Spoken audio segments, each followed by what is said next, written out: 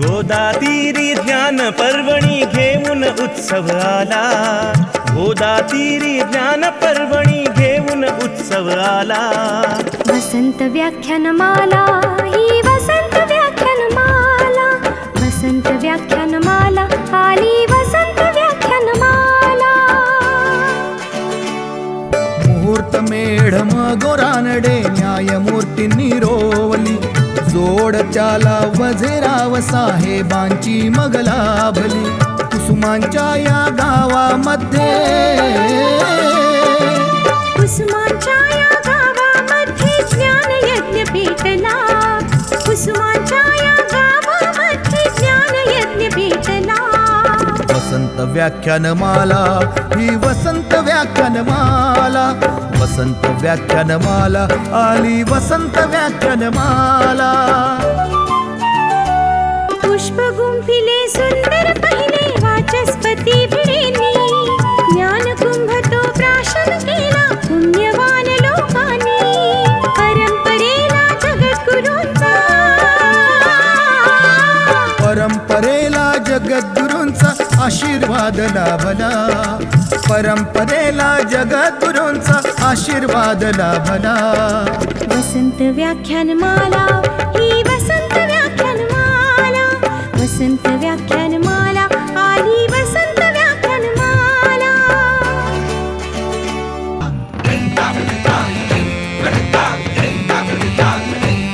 अहो देव मामलेदार पटांगण फुलू फुलू लागले, लोकहिताला शिलेदार ही निस्वार्थी लाभले. खडतर होता मार्ग तरी पण, खडतर होता मार्ग तरी पण जागर ना थांबला, खडतर होता मार्ग तरी पण जागर ना थांबला.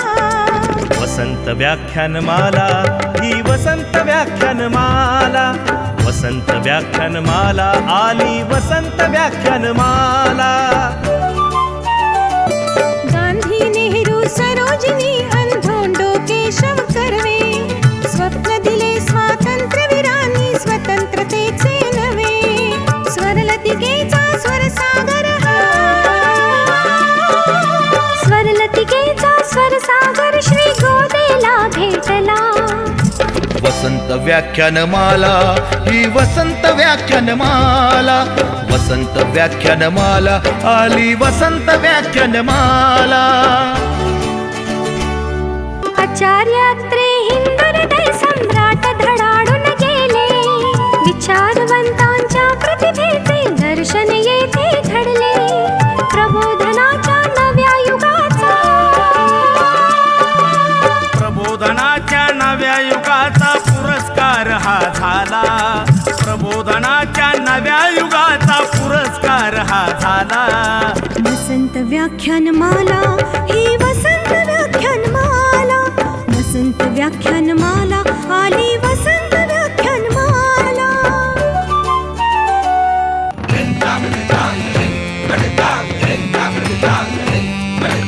वैभवशाली परंपरेने शतक पार हे केले, लोकल होते स्वप्न रेशमी ग्लोबल आता झाले.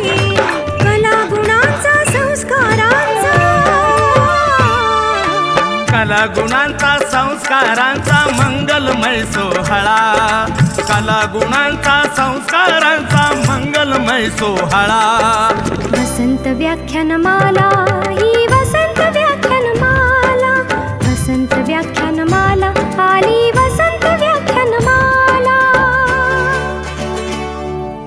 वसंत व्याख्यानमाला ही वसंत व्याख्यानमाला, वसंत व्याख्यानमाला ही वसंत व्याख्यानमाला, वसंत व्याख्यानमाला ही वसंत व्याख्यानमाला, वसंत व्याख्यानमाला ही वसंत व्याख्यानमाला.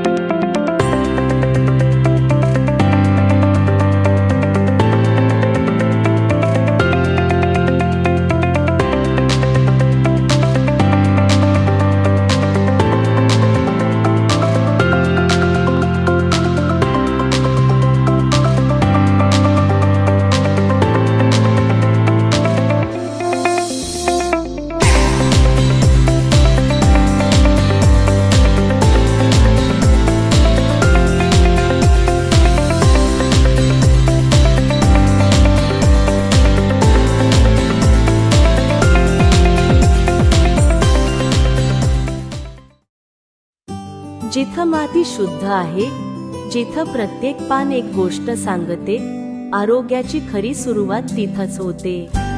5 पवित्र तुळशी, राम, कृष्ण, वन, कापूर, बरबरी या प्रत्येकात आहे आरोग्यदायी शक्ती.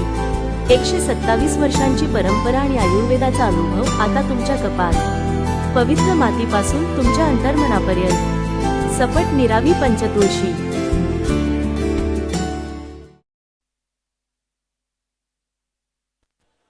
हॅलो.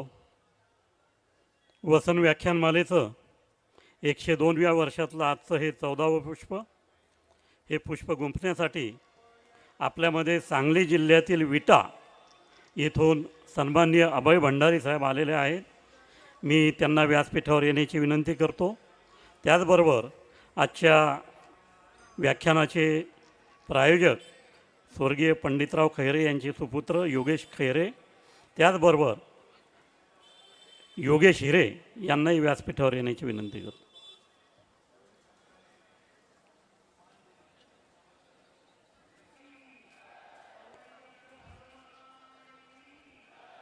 आज छत्रपती संभाजी महाराज यांची जयंती देखील आहे. आजचं व्याख्यान नाशिकचे माजी महापौर स्वर्गीय पंडितराव खैरे यांच्या स्मृतिप्रित्यर्थ गुंफण्यात येत आहे. मी प्रारंभी विनंती करतो की आपण स्वर्गीय पंडितराव खैरे यांच्या जीवनावरील चित्रफित पाहूया आणि त्यानंतर पाहुण्यांना विनंती करतो आपण छत्रपती संभाजी महाराज आणि स्वर्गीय पंडितराव खैरे यांच्या प्रतिमांना पुष्पहार अर्पण करावे. पंडितराव तथा पंढरीनाथ सहदेवराव खैरे, BA अर्थशास्त्र अशी पदवी प्राप्त केलेले Panditrao Nashik people's cooperative bank या नाशिकच्या पहिल्या सहकारी बँकेचे ते 40 वर्ष संचालक होते. त्यातून गरजूंना मदतीचा हात देऊन त्यांच्या पायावर त्यांना उभं केलं. नाशिक नगरपालिका ते महापालिका या कालावधीत ते सातत्याने नगरसेवक होते. 1996ला त्यांनी महापौर पदही भूषवलं. त्यांच्या कार्यकाळात नाशिकची भूमिगत गटार योजना, गंगापूर धरणातून थेट पाईपलाईनद्वारे महानगराला पाणी पुरवठा योजना कार्यान्वित केली. तसंच धरणाखाली 70 एकर जागेवर सिटी पार्क उभारावं ही संकल्पना देखील त्यावेळी त्यांनी मांडली होती. आधाराश्रम, श्री कामेश्वर बाबा आश्रम या संस्थांचे विश्वस्त म्हणून त्यांनी महत्त्वपूर्ण कार्य केले. नाशिक संघर्ष समितीचे ते अध्यक्ष होते. रोकडोबा तालीम संघ आणि रोकडोबा मित्रमंडळाचे अध्यक्ष असताना त्यांनी बलशाली युवक घडवण्याचा सदैव प्रयत्न केला. त्यांच्या पश्चात शाहू खैरे त्यांचे कार्य पुढे नेण्याचे कार्य यशस्वीपणे करत आहेत आणि सुपुत्र योगेश हॉटेल व्यवसाय नेटकेपणाने सांभाळत विविध सामाजिक संस्थातही कार्यरत आहेत. स्वर्गीय पंडितराव खैरे यांना नाशिक वसंत व्याख्यानमालेतर्फे विनम्र अभिवादन.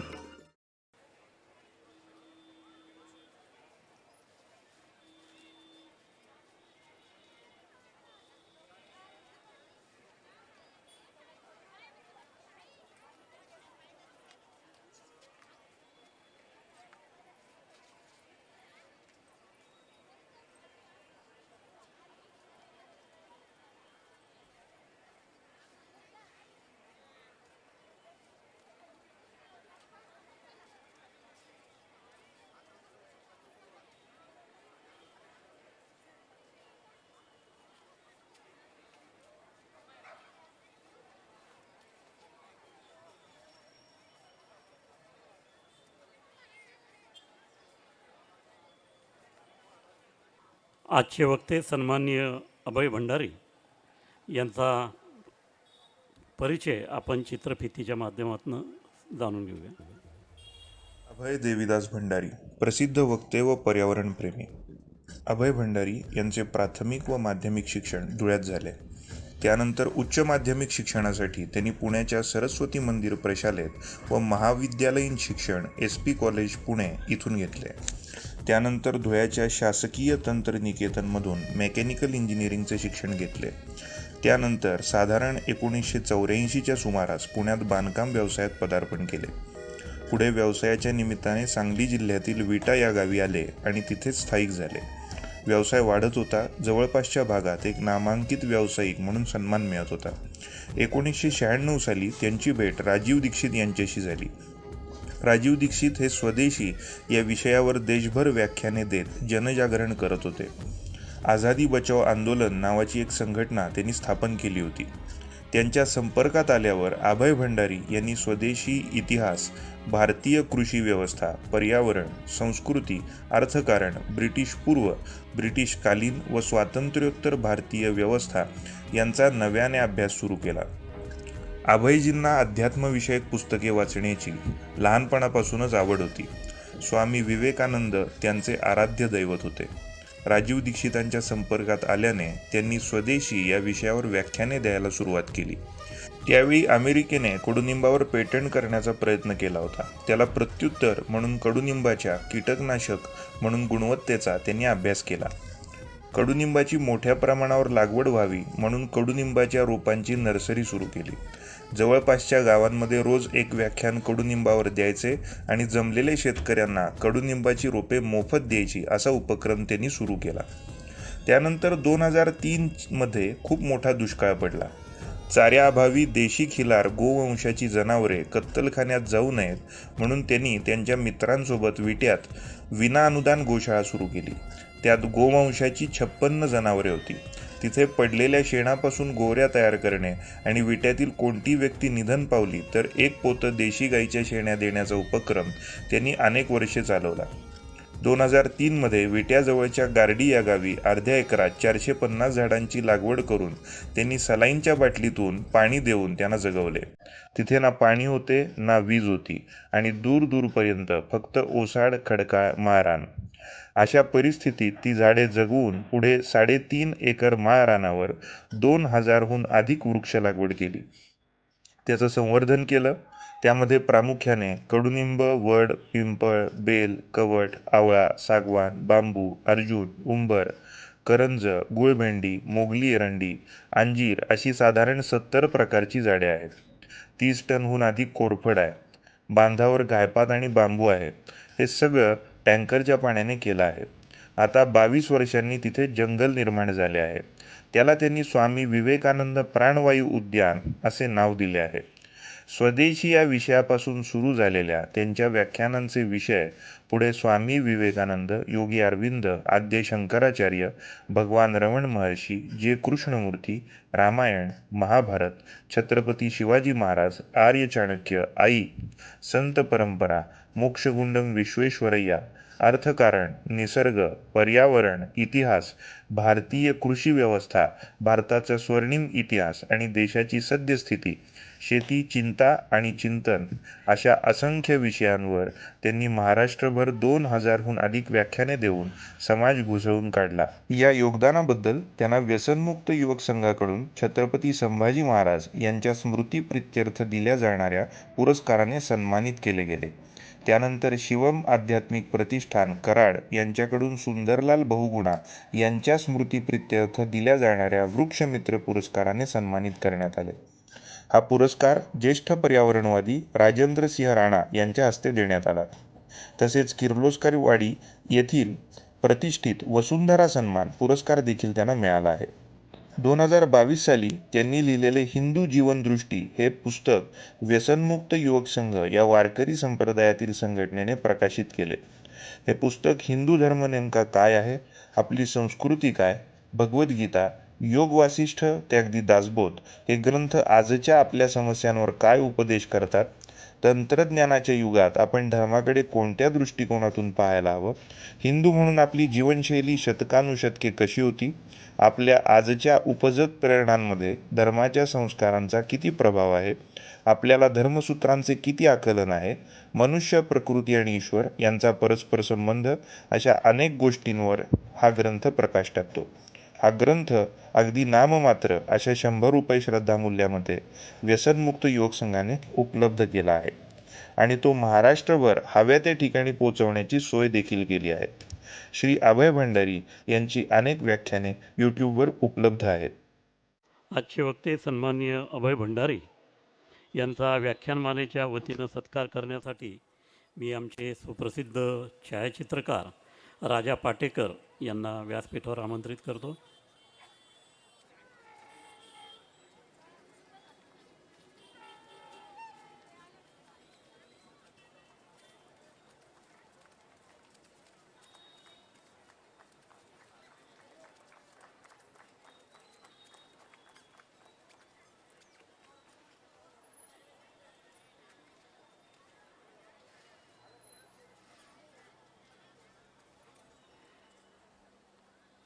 हिरालाल परदेशी यांना विनंती करतो आपण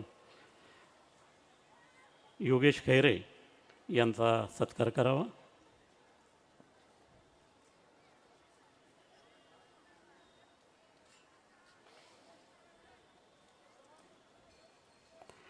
नवलनाथ तांबे यांना विनंती करतो आपण योगेश हिरे यांना सन्मानित करावं.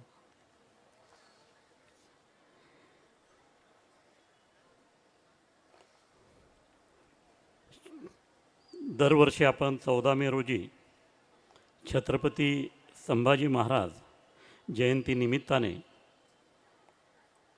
श्री शिवचरित्रावर वेगवेगळी व्याख्यानं आयोजित करत असतो. सन्मान्य बाबासाहेब पुरंदरे यांच्यापासून अनेक ज्येष्ठ आणि श्रेष्ठ शिवचरित्रकारांची व्याख्यानं आजवर या ठिकाणी झालेले आहेत. भंडारी सर गेल्या काही वर्षात असं लक्षात येतं आहे की श्री शिवचरित्रावर व्याख्यान करण्यासाठी खूप मोठ्या संख्येने व्याख्याते उपलब्ध आहेत. यावर्षी देखील आमच्याकडे जवळजवळ 20 ते 25 नावं त्यासाठी आली होती आणि खूप या आनंदाची पण गोष्ट आहे की एवढ्या मोठ्या संख्येने आपण सर्वजण श्री शिवचरित्राकडे आकर्षित होत आहोत आणि या चरित्रातून कायमच आपल्या सर्वांना प्रेरणा मिळत असते. सन्माननीय योगेश हिरे यांनी आपलं नाव सुचवताना आपण ज्या समाज माध्यमांवर सातत्याने पोस्ट करत असतात त्या जवळजवळ 15-20 दिवस रोज एक पोस्ट पाठवण्याचा धडाका लावला आणि आपलंच व्याख्यान आलेल्या यादीतनं झालं पाहिजे यासाठी आग्रह धरला. आपण निश्चितपणे नाशिककरांनी ज्या अपेक्षेने आपल्याला बोलवलेलं आहे त्या अपेक्षेच्या पलीकडे आपण आमचं समाधान कराल असा मला विश्वास वाटतो. या व्याख्यानाच्या नंतर आपल्या दुसऱ्या भागात या ठिकाणी अक्षर काव्य समूह नवी मुंबई यांचा ग्रुप उत्सव कवितांचा ध्यास मराठीचा हा कार्यक्रम या ठिकाणी सादर करतील. उद्या 15 मे रोजी नांदेड येथील साहित्यिक प्राध्यापक मनोज बोरगावकर हे संबोधित करतील. नदीचे स्वर आणि नाद नदिष्ट असा त्यांच्या व्याख्यानाचा विषय आहे. गोदावरी नदीच्या प्रवासाबद्दल मनोज बोरगावकर यांनी लिहिलेलं पुस्तक सर्वत्र गाजतं आहे आणि आता त्याचा इंग्रजीत देखील अनुवाद झाला आहे.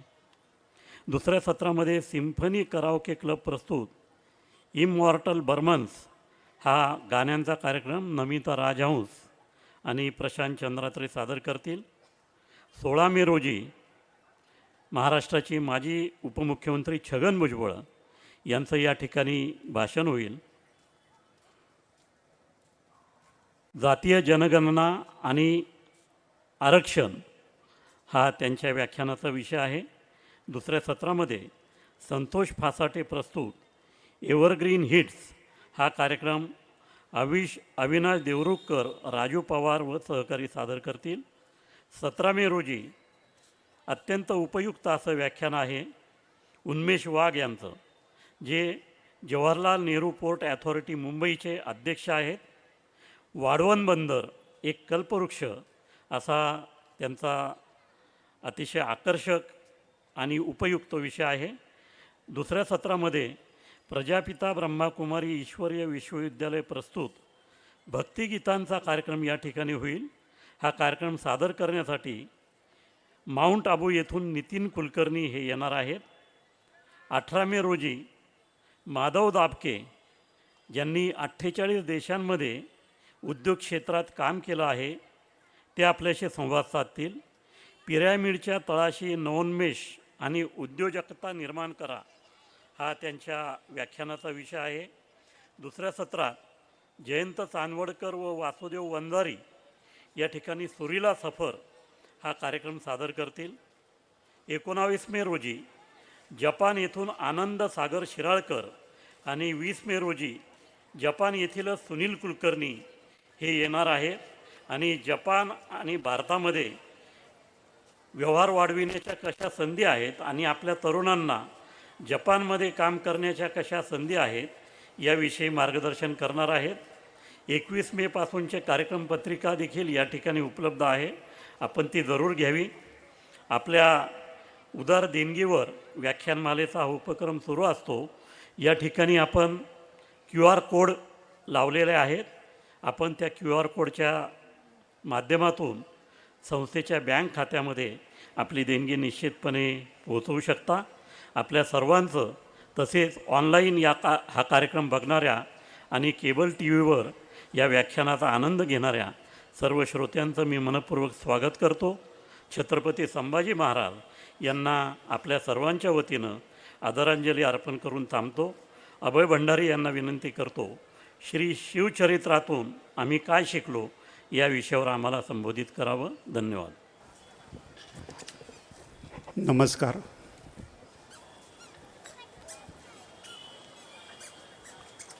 प्रभू रामचंद्रांच्या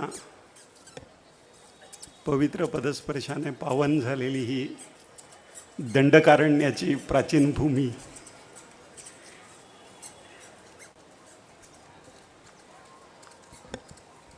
आणि गंगा आमच्यापासून खूप दूर आहे. ती कमतरता ज्या गोदावरीने आम्हाला जाणवू दिली नाही, ज्या गोदावरीची आरती आपण मगाशी केलीत,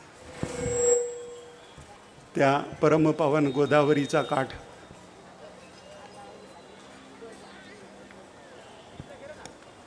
की ज्या गोदावरीच्या कमरेएवढ्या पाण्यामध्ये उभं राहून समर्थ रामदासांनी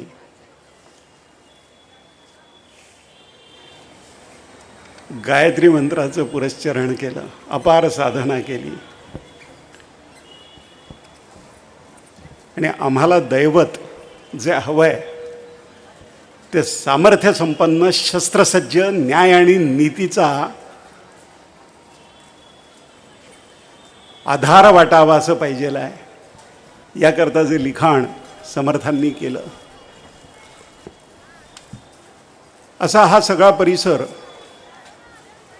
परमपावन आहे. तस्माद युद्धस्व भारत युद्धाय कृतनिश्चयाः असं भगवद्गीतेत भगवान श्रीकृष्ण सांगतात. आणि तो धारदार उपदेश तसाच्या तसा ज्या महान व्यक्तींनी या देशाच्या इतिहासामध्ये प्रत्यक्षात आणला, त्यांच्या जीवनात जगवून दाखवला. आचार्य चाणक्य असतील, चंद्रगुप्त मौर्य असतील, आपल्या आजचा व्याख्यानाचा विषय असलेले प्रातस्मरणीय प्रभू शिवछत्रपती असतील, ज्यांचं पुण्यस्मरण आपण आज करतो आहोत ते छत्रपती संभाजीराजे असतील, आणि तुमच्या या नाशिकच्या तिळभांडेश्वराच्या बोळामध्ये राहत असताना विद्यार्थी दशेमध्ये मित्रमेळ्याची स्थापना करणारे स्वातंत्र्यवीर सावरकर, त्यावेळेचा विनायक सावरकर नावाचा विद्यार्थी, ज्याने अत्यंत तेजस्वीतेने क्रांतिकारकांवर केलेलं लिखाण, आपल्या शरीरामध्ये सुद्धा रक्ताचा संचार होतो याचा अनुभव त्यांच्या मित्रांना द्यायचा. आणि ज्यांनी पुढे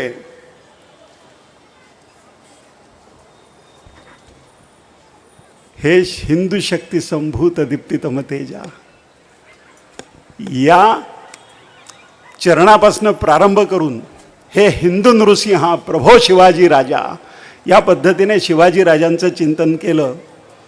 त्या सावरकरांचं ते बालपण गेलेली ही पवित्र भूमी, आणि ज्या व्याख्यानमालेमध्ये आपण मला निमंत्रित केलं, 100पेक्षा जास्त वर्ष जे ज्ञानसत्र अव्याहतपणे या गोदावरीसारखं आपण चालू ठेवलेलं आहे, त्याकरता हे ज्ञानसत्र आयोजित करणाऱ्या आपल्या आजच्या सगळ्या संयोजकांना, श्रीकांतजी बेणी असतील, खैरेजी असतील,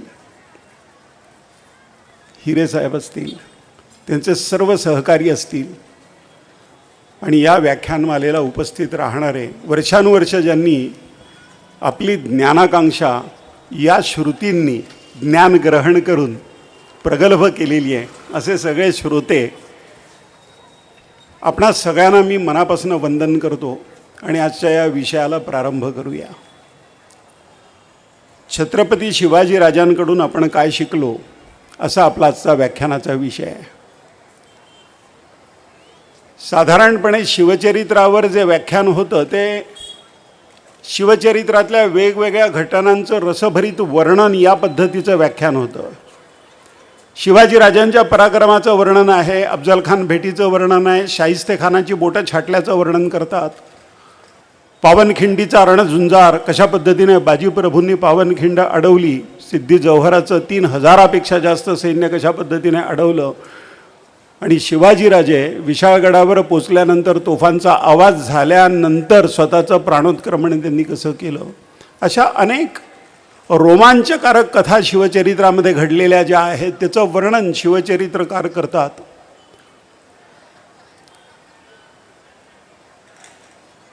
कोणतीही महान व्यक्ती आणि कोणताही सामान्य मनुष्य यातलं जे अंतर आहे ते काय आहे नेमकं, ते कशामुळे अंतर पडतं. सामान्य मनुष्याला त्याच्या जीवनाचा अर्थ जन्मभर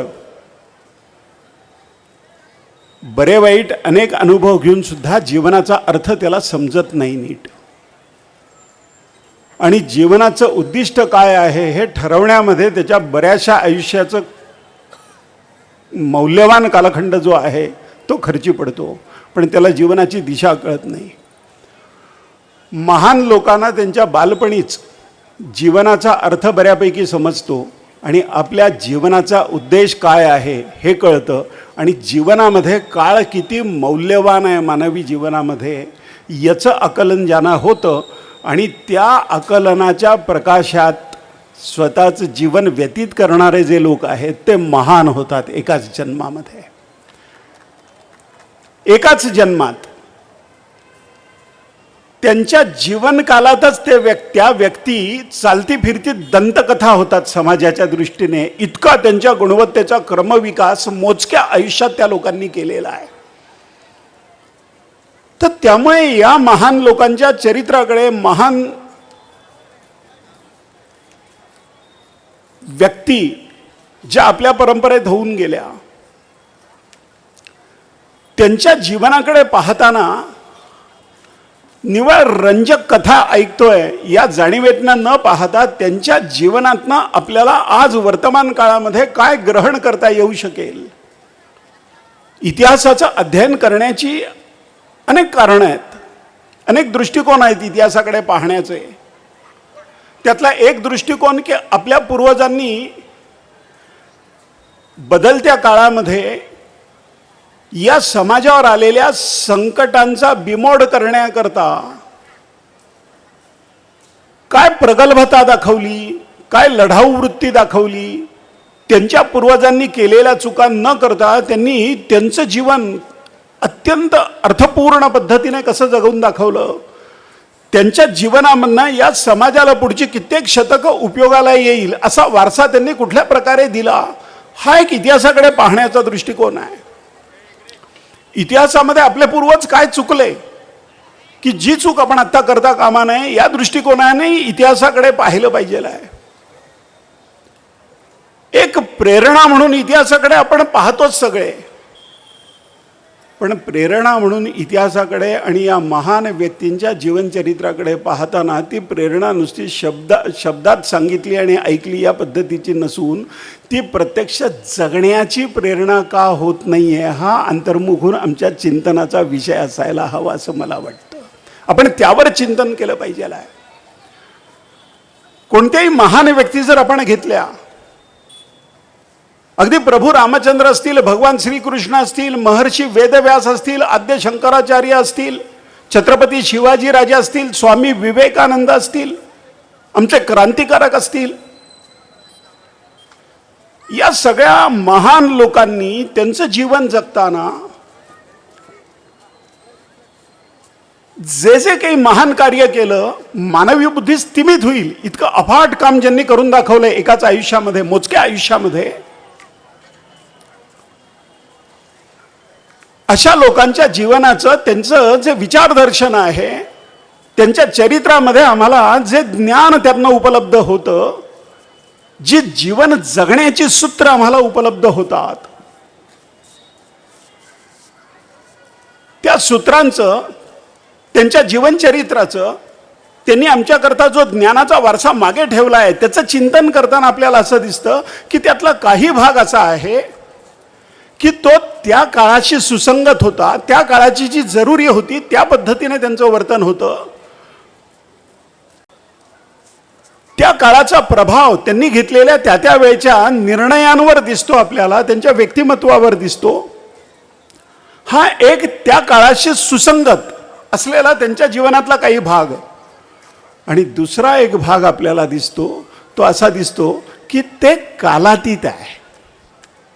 टाइमलेस विजडम म्हणतात ना त्याला, की जे 100-200 वर्ष, 500 वर्ष, 1000 वर्ष यानंतर जरी गेली, 5000 वर्ष यानंतर गेली, मानवी समाज कितीही बदलला, फक्त भारतातलाच नव्हे जगाच्या पाठीवरचा, विज्ञान आणि तंत्रज्ञानाने कितीही प्रगती केली, आपल्याला विस्मयचकित करणारे शोध या विज्ञान आणि तंत्रज्ञानाने आपल्या हातामध्ये दिले, तरी सुद्धा मानवी समाजामध्ये निर्माण होणाऱ्या ज्या ज्या समस्या असतील भविष्यातल्या आणि वर्तमानातल्या, त्या त्या समस्यांचं निराकरण करण्याकरता अत्यावश्यक असलेलं जे ज्ञान, टाइमलेस विजडम, कालातीत जे ज्ञान आहे, प्रगल्भता त्यांची आहे, तो त्यांच्या जीवनाचा एक महत्त्वाचा भाग आहे. त्याही दृष्टिकोनातून आपण या महान व्यक्तींच्या चरित्राचं चिंतन केलं पाहिजे, अध्ययन केलं पाहिजे. या काही फक्त गोष्टी नाही आहेत रंजक, रणांगणावरच्या फक्त स्फूर्तिदायक कथा नाही आहेत त्या. त्यांच्याबद्दलचा आपण व्यक्त केलेला जो आदर आहे त्याकरता इतिहासाची हजारो पानं जी आहेत, ऐतिहासिक वाङ्मयाची, त्याचं अध्ययन करून लिहिलेले हे ग्रंथ फक्त नाही आहेत.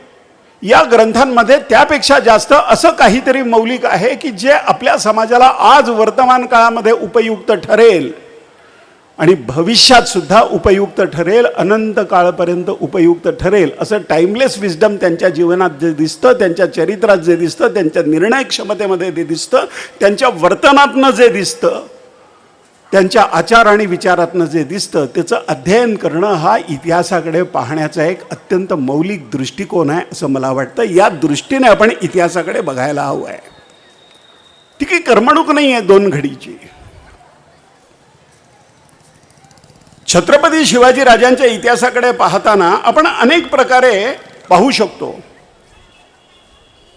अवघ्या 50 वर्षाचं शिवाजी राजांना मिळालेलं जे आयुष्य आहे, कालखंड, या दृष्टीने भारताच्या हजारो वर्षाच्या इतिहासामध्ये हा 50 वर्षाचा कालखंड खूपच लहान आहे, अगदी लहान आहे. पण या 50 वर्षाच्या छोट्या कालखंडामध्ये छत्रपती शिवाजी राजांनी पुढची शेकडो वर्ष, हे 400 वर्ष तर आपल्याला उपयोगाला आलंच, त्यांनी आपल्याकरता जे संचित मागे ठेवलं ते या 400 वर्षात तर आपल्याला उपयोगाला आलंच, पण भविष्यात सुद्धा आपल्याला उपयोगाला येईल. या पद्धतीचा जो मौल्यवान वारसा त्यांनी मागे ठेवलेला आहे, तो अवघ्या 50 वर्षाच्या काळामध्ये त्यांनी जो जगून दाखवला, त्याकडे पाहताना असं म्हणावंसं वाटतं की शिवाजी राजांचा 50 वर्षाच्या जीवनाचा हा छोटासा कालखंड भारतीय इतिहासातला जो आहे, तो भारताच्या भूतकाळाशी, भारताच्या वर्तमानाला आणि भारताच्या वर्तमानाला भारताच्या भविष्याशी जोडणारा एक विराट कालपट आहे, विराट कालपट आहे. आणि तो कालपट या दृष्टीने छत्रपती शिवाजी राजांच्या चरित्राचं चिंतन आपण केलं पाहिजे. एक व्यक्ती म्हणून जी अलौकिक गुणसंपदा छत्रपती शिवाजी राजांमध्ये दिसते, गुणसंपदेचा एका मनुष्याच्या जीवनामध्ये झालेला बुद्धी स्तिमित होईल असा जो क्रमविकास आपल्याला दिसतो, तसा क्रमविकास असणारी एखादी व्यक्ती शतकाशतकातनं या देशामध्ये किंवा जगामध्ये जन्माला आलेली आपल्याला दिसते. सामान्य मनुष्यामध्ये आणि महान व्यक्तींमध्ये हे जे मोठं अंतर आहे, ते अंतर कमी करण्याकरता सामान्य मनुष्याला उत्क्रांत व्हावं लागेल. त्या दृष्टिकोनातनं छत्रपती शिवाजीराजांच्या इतिहासाकडे आपण पाहिलं पाहिजेल आहे, गांभीर्याने पाहिलं पाहिजेल आहे. आणि या इतिहासातलं काय आपल्याला ग्रहण करता येईल, त्यांच्या अंगी जी दैवी गुणसंपदा आहे, मनुष्याला उत्क्रांत करणारी, एकाच जन्मामध्ये ते जणू चालती फिरती दंतकथा असावेत, या पद्धतीने त्यांचं वर्णन पाश्चात्य लोकांनी करून ठेवलेलं आहे. त्यावेळेच्या ब्रिटिशांनी करून ठेवलं आहे. इंग्लंडच्या लंडनमधल्या वर्तमानपत्रांमध्ये शिवाजीराजा या नावाचा एक बंडखोर कशा पद्धतीने इराणपासनं जवळपास 3/4 हिंदुस्थानापेक्षा जास्त भूमीवर जी मोगलांची राजसत्ता आहे तिला आव्हान कसं देतो, या बातम्या ज्या वेळेला त्यावेळेच्या लंडनच्या वर्तमानपत्रांमधनं झळकतात त्यावेळेला एका मनुष्याच्या कर्तृत्वाला समुद्राच्या सीमा नाहीत हे आपल्या लक्षात येतं. आणि असं अपार कर्तृत्व गाजवणारा मनुष्य आपल्या या भूमीतला मनुष्य आहे. तुमचं माझं या मनुष्याशी, छत्रपती शिवाजीराजांशी रक्ताचं नातं आहे. आणि तरीसुद्धा त्यांच्याकडनं जे शिकायला हवं ते न शिकल्यामुळे आपली सध्या चालू असलेली जी सामाजिक विस्कळीतपणाची एक विचित्र अनागोंदी आहे, त्याचं विश्लेषण करताना, त्यातनं बाहेर कसं पडायचं याचं चिंतन करताना आपल्याला छत्रपती शिवाजीराजांच्या जीवनामध्ये त्यांनी केलेले निर्णय, त्यांचे आचार, त्यांचे विचार, त्यांचं वागणं, त्यांचं बोलणं, त्यांचं प्रत्यक्ष जगणं हे एखाद्या मानदंडासारखं मार्गदर्शक ठरेल यात यत्किंचित संदेह नाही. या दृष्टीने शिवचरित्राकडे आपण पाहिलं पाहिजे आहे.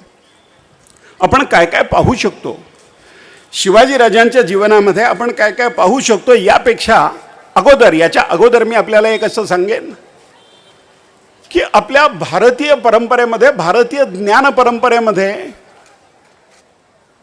जसं चिरेबंदी बांधकाम असतं की नाही, शिवाजीराजांच्या गडकिल्ले दुर्गांवर केलेलं, मोरोपंतांनी केलेलं असेल किंवा हिरोजी इंदुलकरांनी बांधलेला रायगड असेल, सिंधुदुर्ग असेल, ते जसं चिरेबंदी बांधकाम आहे ना, तशी भारतीय ज्ञान परंपरा चिरेबंदी आहे, त्याच्यामध्ये फट नाही आहे.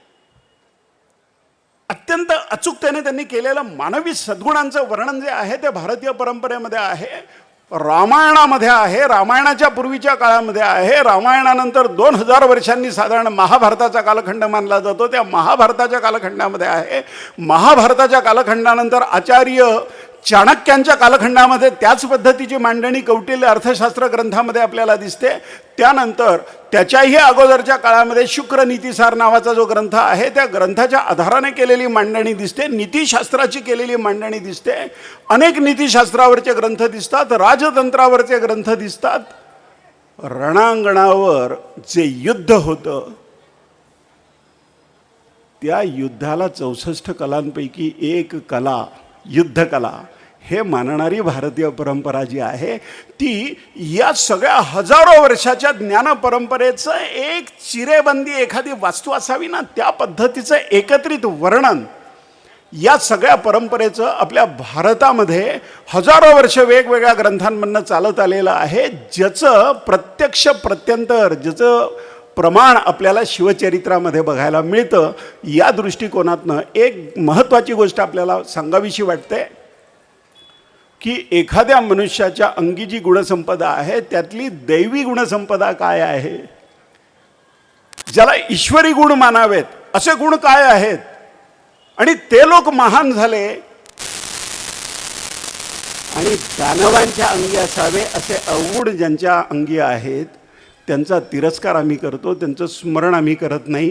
केलं तरी तिरस्कार करण्यासाठी आम्ही त्यांचं स्मरण करतो.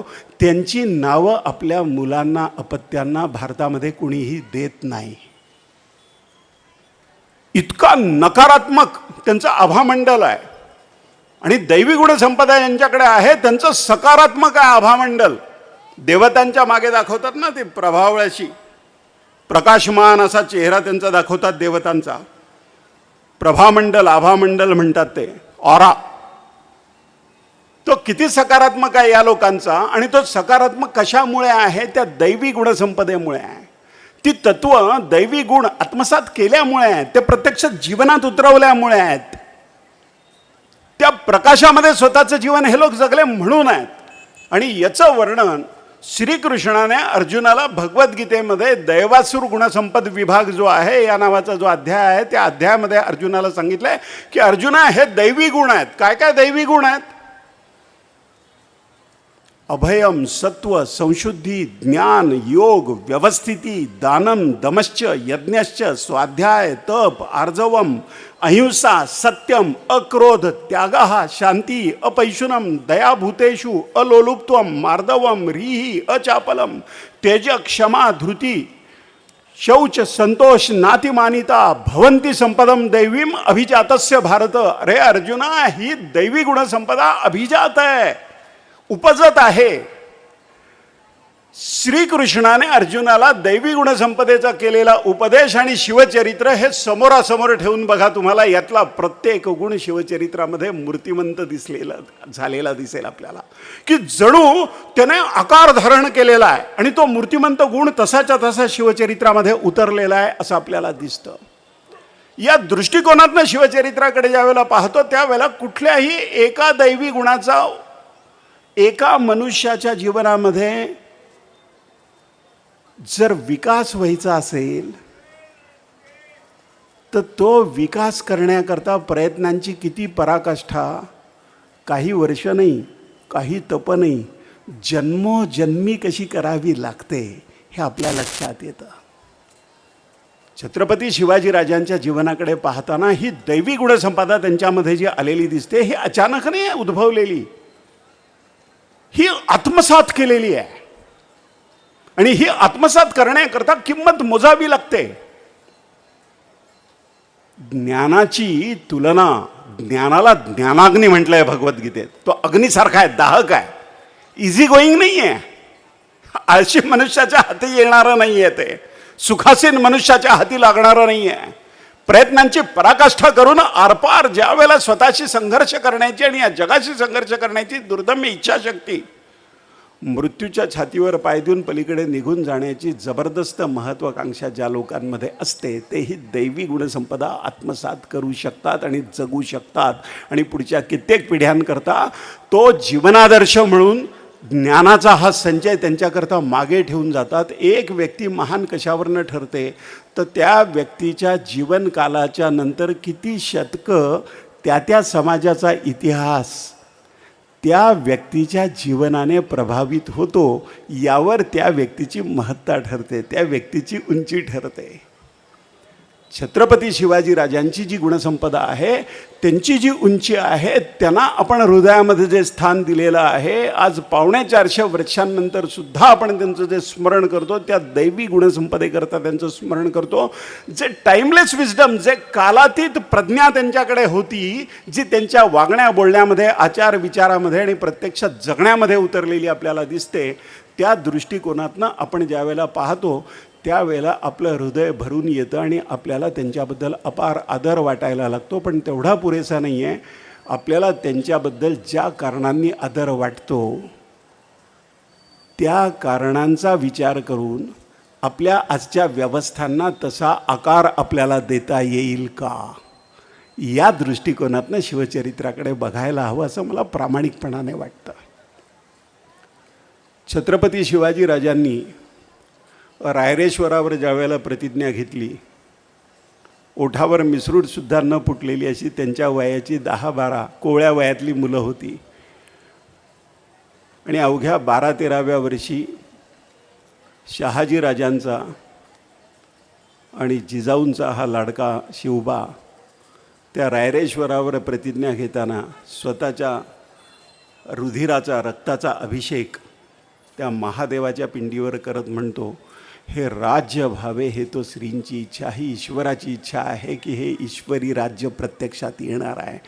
या पद्धतीची संकल्पशक्ती 12-13 वर्षाच्या मुलामध्ये ज्यावेळेला आपण पाहतो त्यावेळेला त्याच्या व्यक्तिमत्वाला असलेलं दैवी गुणसंपदेचं अधिष्ठान आपल्यापुढे उलगडायला सुरुवात होते. आणि मग शिवाजीराजांनी हा खटाटोप केला. संभाजीराजांना लिहिलेल्या पत्रामध्ये समर्थ रामदास स्वामी याचं वर्णन करतात. राज्य साधनांची लगबग कैसी केली. संभाजीराजांना विचारतात ते की आठवा तुम्ही आहे शिवाजीराजांनी तुमच्या पिताजींनी कशा पद्धतीने केली राज्य साधनांची लगबग. राज्य साधनांची लगबग करायला राज्य साधनं पाहिजेत ना. काहीच नव्हतं. शिवाजी राजांनी प्रारंभ केला त्यावेळेला शिवाजी राजांकडे भूमी नाही आहे, गड किल्ले दुर्ग नाही आहेत, सेना नाही आहे, शस्त्र नाही आहेत, दारुगोळा नाही आहे, यातलं काही शिवाजी राजांकडे नाही आहे.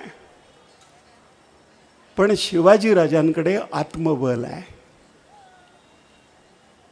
जे आज आपल्या समाजामध्ये आपल्याला दिसत नाही. त्या आत्मबलाचा अभाव आहे. आत्मबलातनं शिवाजी राजांनी सर्व काही निर्माण केलं. भूमी निर्माण केली, राज्य निर्माण केली, शस्त्र निर्माण केली, दारुगोळा तयार केला, गड किल्ले दुर्ग जिंकले, गड किल्ले दुर्ग उभारले त्यांनी. एखादा समाज नीतिशास्त्राप्रमाणे अत्यंत नीतिमान कशा पद्धतीने जगावा, प्रभू रामचंद्रांनी जसं राज्य केलं, भगवान श्रीकृष्णांनी धर्माचं रक्षण महाभारतामध्ये कसं केलं, या सर्व गोष्टी लहानपणी आपल्या मातेच्या जिजाऊंच्या मांडीवर बसून शिवाजी राजांनी ज्या ऐकल्या, त्याच्यानंतर गांभीर्याने अध्ययन आणि चिंतन या भारताच्या इतिहासाचं, भारतवर्षाच्या आर्यावर्ताच्या इतिहासाचं छत्रपती शिवाजी राजांनी ज्या पद्धतीने केलं, त्याचं प्रतिबिंब त्यांच्या जीवनामध्ये उतरलेलं दिसतं आपल्याला प्रत्यक्ष.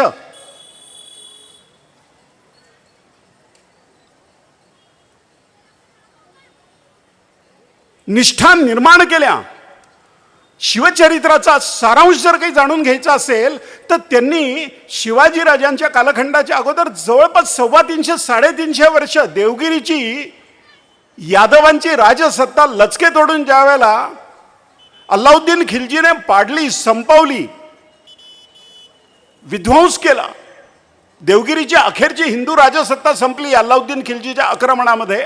आणि त्यानंतर 350 वर्ष हा महाराष्ट्र आत्ताचा आपला हा यातना सहन करत होता. सुलतानांच्या घोड्यांखाली चिरडून भरडून निघाला होता. कुठल्याही घरामध्ये माता भगिनींना केव्हाही त्यांच्या डोक्यावरचे केस धरून फरफटत नेणारा राक्षस, त्यांचा धिंगाणा नंगानाच इथे चालू होता या भूमीवर 350 वर्ष.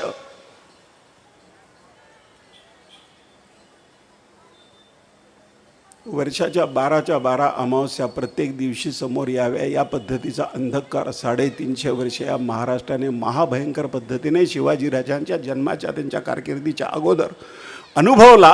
आणि ती इतिहासातली वर्णनं वाचताना आपला थरकाप होतो. रक्तपाताची वर्णनं आहेत, विध्वंसाची वर्णनं आहेत, आमच्या मातृशक्तीच्या अपमानाची वर्णनं आहेत.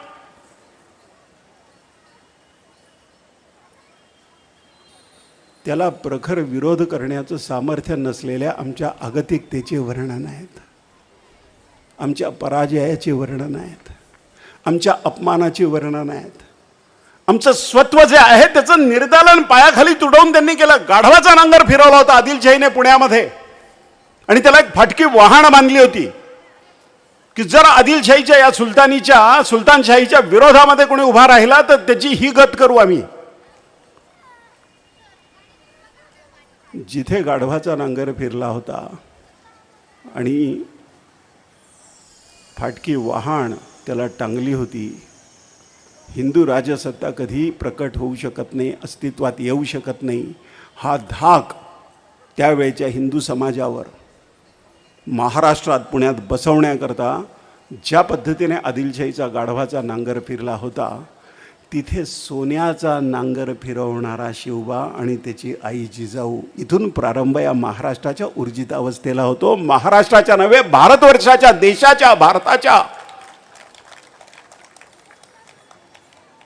ही आशा, हा आशेचा पहिला किरण आहे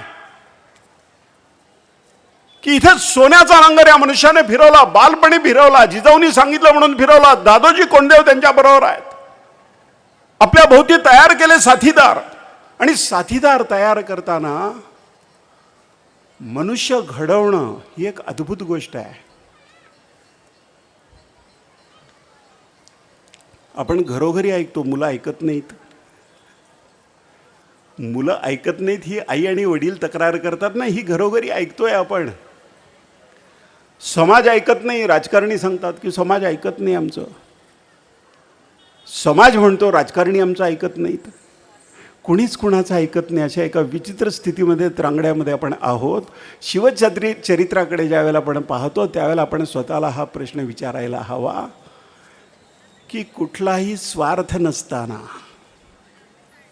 केवळ धर्माचं, न्यायाचं, नीतीचं, हिंदूंचं राज्य जसं प्रभू रामचंद्रांनी केलं तसं प्रत्यक्षात आणण्याकरता सर्वस्वाचं समर्पण करणारं मनुष्यबळ कसं तयार करता येतं, निष्ठावान माणूस कसा तयार करता येतो. या सह्याद्रीच्या या प्रचंड कडेकपारी ज्या आहेत, सह्याद्रीचे हे पहाड आहेत काळ्या पाषाणाचे, अभेद्य आहे तो काळा पाषाण, कणखर आहे. त्या काळ्या पाषाणापेक्षा कणखर निष्ठा असणारी माणसं कशी तयार करता येतात या दृष्टिकोनातून शिवचरित्राकडे आपण पाहणार का. ज्ञानेश्वर माऊली म्हणतात, ये हृदयचे ते हृदयी. तसं आपल्या प्रत्यक्ष आचारामधनं, आपल्या विचारामधनं, आपल्या आत्मबलाच्या संक्रमणामधनं आपल्याला सद्गुण कसे संक्रमित करता येतील, मनुष्यामध्ये समोरच्या निष्ठा कशा संक्रमित करता येतील. प्रत्यक्ष मृत्यू त्याच्या समोर उभा राहिला तरी सुद्धा जो यत्किंची डळमळणार नाही अशी निष्ठा कशी निर्माण करता येते, अशा अभेद्य निष्ठा, सह्याद्रीच्या काळ्या पाषाणापेक्षा जास्त अभेद्य निष्ठा कशा निर्माण करता येतात मनुष्यामध्ये. शिवाजी राजांनी देह ठेवल्यानंतर 1680 मध्ये ज्या वेळेला औरंगजेबाला पहिल्यांदा ही बातमी कळते त्यावेळेला शिवाजी राजांचा शत्रू क्रमांक 1 औरंगजेब शिवाजी राजांच्या महान कार्याचं कारण समजावून सांगतो. तो दरबारी बखरकार लिहितो, औरंगजेब जे सांगतोय ते, त्यात तो दरबारी बखरकार शिवाजी राजांबद्दल बोलतो, औरंगजेब जे बोलतोय ते लिहून काढतो. तो म्हणतो, शिवा का चरित्र दूध जैसा सफेद था, शुद्ध चारित्र्य, निष्कलंक चारित्र्य. आणि पुढे तो असं लिहितो, औरंगजेब असं म्हणतो की शिवाने जो सिपाह सालार तैयार किए, शिवाजी राजांनी जे मावळे तयार केले, उनमें से एक भी झुका नहीं, वाकला नाही त्यातला एकही, बिका नाही, विकला नाही गेला, निष्ठा विकल्या नाही त्यांनी, एक भी टूटा नाही. त्याची दुर्दम्य इच्छाशक्ती तोडता येण्यासारखी नव्हती, चिरडता येण्यासारखी नव्हती, विकत घेता येण्यासारखी नव्हती. त्यातला एकही माणूस झुकला नाही. मनुष्यामध्ये आपल्यात असलेले म्हणजे शिवाजी राजांमध्ये असलेले दैवी गुण संक्रमित करण्याकरता शिवाजी राजांचं बोलण्याचं तंत्र, संवाद कौशल्य काय असेल, त्यांना संस्कारित करण्याचं शिवाजी राजांचं तंत्र काय असेल.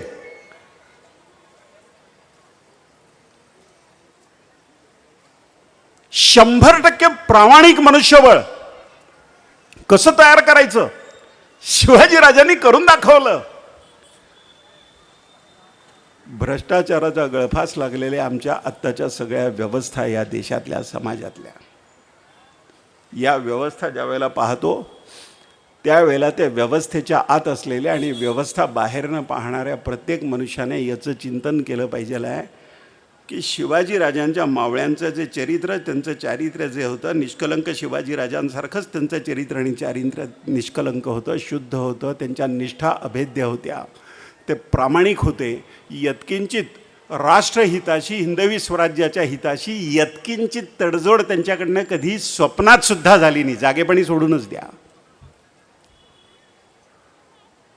असं मनुष्यबळ देश स्वतंत्र झाल्यानंतर 78 वर्षात आपल्याला तयार करता आलं का, हा आपल्या चिंतनाचा विषय असायला हवा.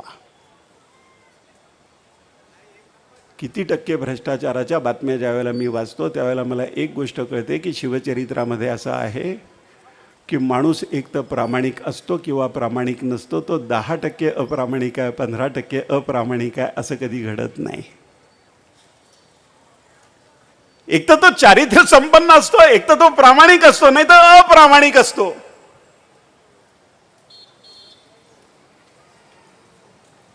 त्याने किती शेण खाल्लं यावर मात्रा ठरत नाही तो प्रामाणिक किती टक्के आहे आणि अप्रामाणिक किती टक्के आहे.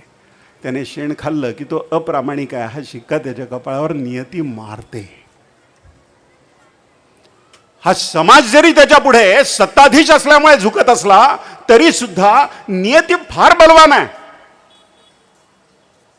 मनुष्य गेल्यानंतर किंवा तो हयात असताना सुद्धा त्याची ज्या पद्धतीची दुर्दशा नियती करू शकते ती दुर्दशा जर आपण बघितली तर आपल्या लक्षात येतं की मृत्यूच्या छातीवर पाय देऊन पुढे जाणारे महापुरुष आणि आमच्या हृदयामध्ये स्वतःचं अस्तित्व, ज्यांचं अस्तित्व आम्हाला जाणवतं, अशी कालातीत गुणवत्ता असणारे जे महापुरुष आहेत त्यांच्यामधले जे दैवी गुण आहे त्याला मृत्यू स्पर्श करू शकत नाही, त्याला जरा नाही, त्याला व्याधी नाही, त्याला क्षय नाही, ते संपत नाही. काळ त्याच्यावर मात करू शकत नाही, मृत्यू त्याच्यावर मात करू शकत नाही. नैनम छिंदंती शस्त्राणी नैनम दहती पावकान चैनम क्लेदेंती अपो न शोषयती मारुताः. हे भगवद्गीतेतलं वर्णन फक्त आत्म्याला उद्देशून केलेलं वर्णन आहे असं जर आपल्याला वाटत असेल तर त्या आत्म्याचं प्रत्यक्ष त्याच्या सर्व प्रकारच्या सामर्थ्यासह प्रकटीकरण ज्या देहामध्ये झालं त्या देहाचं ते वर्णन आहे असं आपल्याला का नाही वाटत? आपलं आकलन अपुरं का आहे या बाबतीत? परिपूर्ण आकलन हवं आपल्याला. हे जीवन जगून दाखवलं या लोकांनी प्रत्यक्ष. निष्ठा म्हणजे निष्ठा, त्या निष्ठेशी तडजोड नाही, अप्रामाणिकपणा नाही. आणि अप्रामाणिकपणाची शिक्षा किती आहे? सरकारी संपत्तीचा अपहार केल्यानंतर शिवाजीराजांनी केलेल्या शिक्षा आणि त्याची अंमलबजावणी तात्काळ झाल्याची अनेक उदाहरणं शिवचरित्रात आपल्याला दिसतात. रांझाच्या पाटलापासनं खंडोजी खोपड्यापासनं अनेक उदाहरणं आपल्याला दिसतात. त्यात शिक्षेची तात्काळ अंमलबजावणी चौरंग केलेला आहे. कोपरापासनं दोन्ही हात छाटून टाकलेत आणि गुडघ्यापासनं दोन्ही पाय छाटून टाकलेत. मरता येत नाही तोपर्यंत जगायचं आहे त्याने अश्वत्थाम्यासारखं. पण त्याच्या जगण्याला रोज मृत्यूचा विषारी दंश व्हावा ना, त्या पद्धतीचं त्याचं जगणं आहे, शापित जगणं आहे.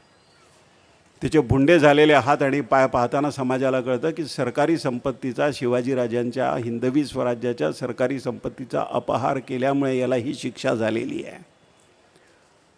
गेल्या 78 वर्षामध्ये या पद्धतीने सरकारी संपत्तीचा अपहार करणाऱ्या एकाही मनुष्याला शिक्षा देण्याची आम्ही कल्पना केलेली नाही. अंमलबजावणी सोडूनच द्या, आम्ही कल्पना नाही केलेली. मानवी मन जे आहे ना ते जर केवळ प्रार्थनांनी आणि संस्कारांनी संस्कारित होत असतं तर या जगामध्ये अनाचार दिसला नसता. धाकाशिवाय मैत्री होत नाही. ही तुलसीदासजींची जी चौपाई पुन्हा पुन्हा आता गेल्या काही दिवसामध्ये 4-5 दिवसामध्ये पाकिस्तानचं कंबरडं मोडलेले हल्ले केल्यानंतर पुन्हा पुन्हा जी दिसते की नाही की धाकाशिवाय प्रेम निर्माण नाही होत. प्रेमाचा आणि धाकाचा तसा संबंध नाही आहे, पण प्रेम ही जी उपजत प्रेरणा आहे, शुद्ध हृदयामध्ये जे प्रेम प्रकट होतं त्याला धाक नाही लागत, त्याला समर्पण पुरेसं आहे. पण जिथे अत्यंतिक विषारी मानसिकता आहे तिथे धाकाशिवाय प्रेम खोटं खोटं का होईना पण निर्माण होऊ शकत नाही. या पद्धतीची ती चौपाई आहे. तर मानवी मन फक्त संस्काराने संस्कारित होत असतं. तर माऊलींनी ज्ञानेश्वरी सांगितल्यानंतर जो जे वांछील तो ते लाहो, तर रामराज्य आलं असतं ना, दिसत नाही आपल्याला तसं आलेलं. कारण मानवी समाज त्रिगुणात्मक आहे. तो तमोगुणी आहे, तो रजोगुणी आहे. त्यातले फार थोडे सूक्ष्मदर्शक भिंगाखाली तपासावे लागतील इतके थोडे लोक सत्वगुणी आहेत, बाकीचे रजोगुणी आणि तमोगुणी आहेत. मग अशा समाजामध्ये ज्या वेळेला तुम्हाला न्यायाची प्रतिष्ठापना करायची आहे, समाज नीतिमान करायचा आहे, प्रभू रामचंद्रांनी केलं धर्मावर, न्यायावर, नीतीवर आधारलेलं राज्य तुम्हाला करायचं आहे, अधर्म समूळ उखडून टाकायचा आहे. जे खळांची व्यंकटी सांडो, त्यांचे दोष जे आहेत त्या दोषांचा त्यांनी त्याग करावा. तया सत्कर्मी रुची वाढो, आणि सत्कर्म करावं असं त्यांना वाटायला लागो. या पद्धतीचं परिवर्तनाची जी अपेक्षा माऊली अत्यंत हळुवार हृदयाने करतात, तसं परिवर्तन ज्यांच्यामध्ये घडत नाही त्यांना शस्त्राची भाषा कळते. आमच्या देवतांच्या हातातली शस्त्र जी आहेत ती याचा निर्देश करतात की दानवांचा तुम्हाला समून निपात करावा लागेल आणि त्याकरता शस्त्र लागतील, त्याकरता सामर्थ्य लागेल, त्याकरता जनमत जागं करावं लागेल, लोकांना जागं करावं लागेल. लोक झोपेत आहेत, लोक गुंगीमध्ये आहेत, ग्लानीमध्ये आहेत.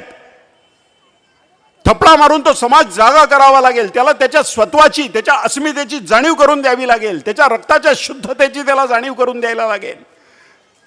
प्रभू रामचंद्रांपासून भगवान श्रीकृष्णापासून आचार्य चाणक्यांपासून छत्रपती शिवाजीराजांपासून विवेकानंदांपासून क्रांतिकारकांपर्यंतचा जो दिव्य वारसा सर्वस्वाचं समर्पण करणारा आणि समाजासाठी मरणारा नव्हे समाजासाठी अर्थपूर्ण जगणाऱ्या लोकांचा जो वारसा आहे तो वारसा त्याला शिकवावा लागेल, चेतवावा लागेल त्याला.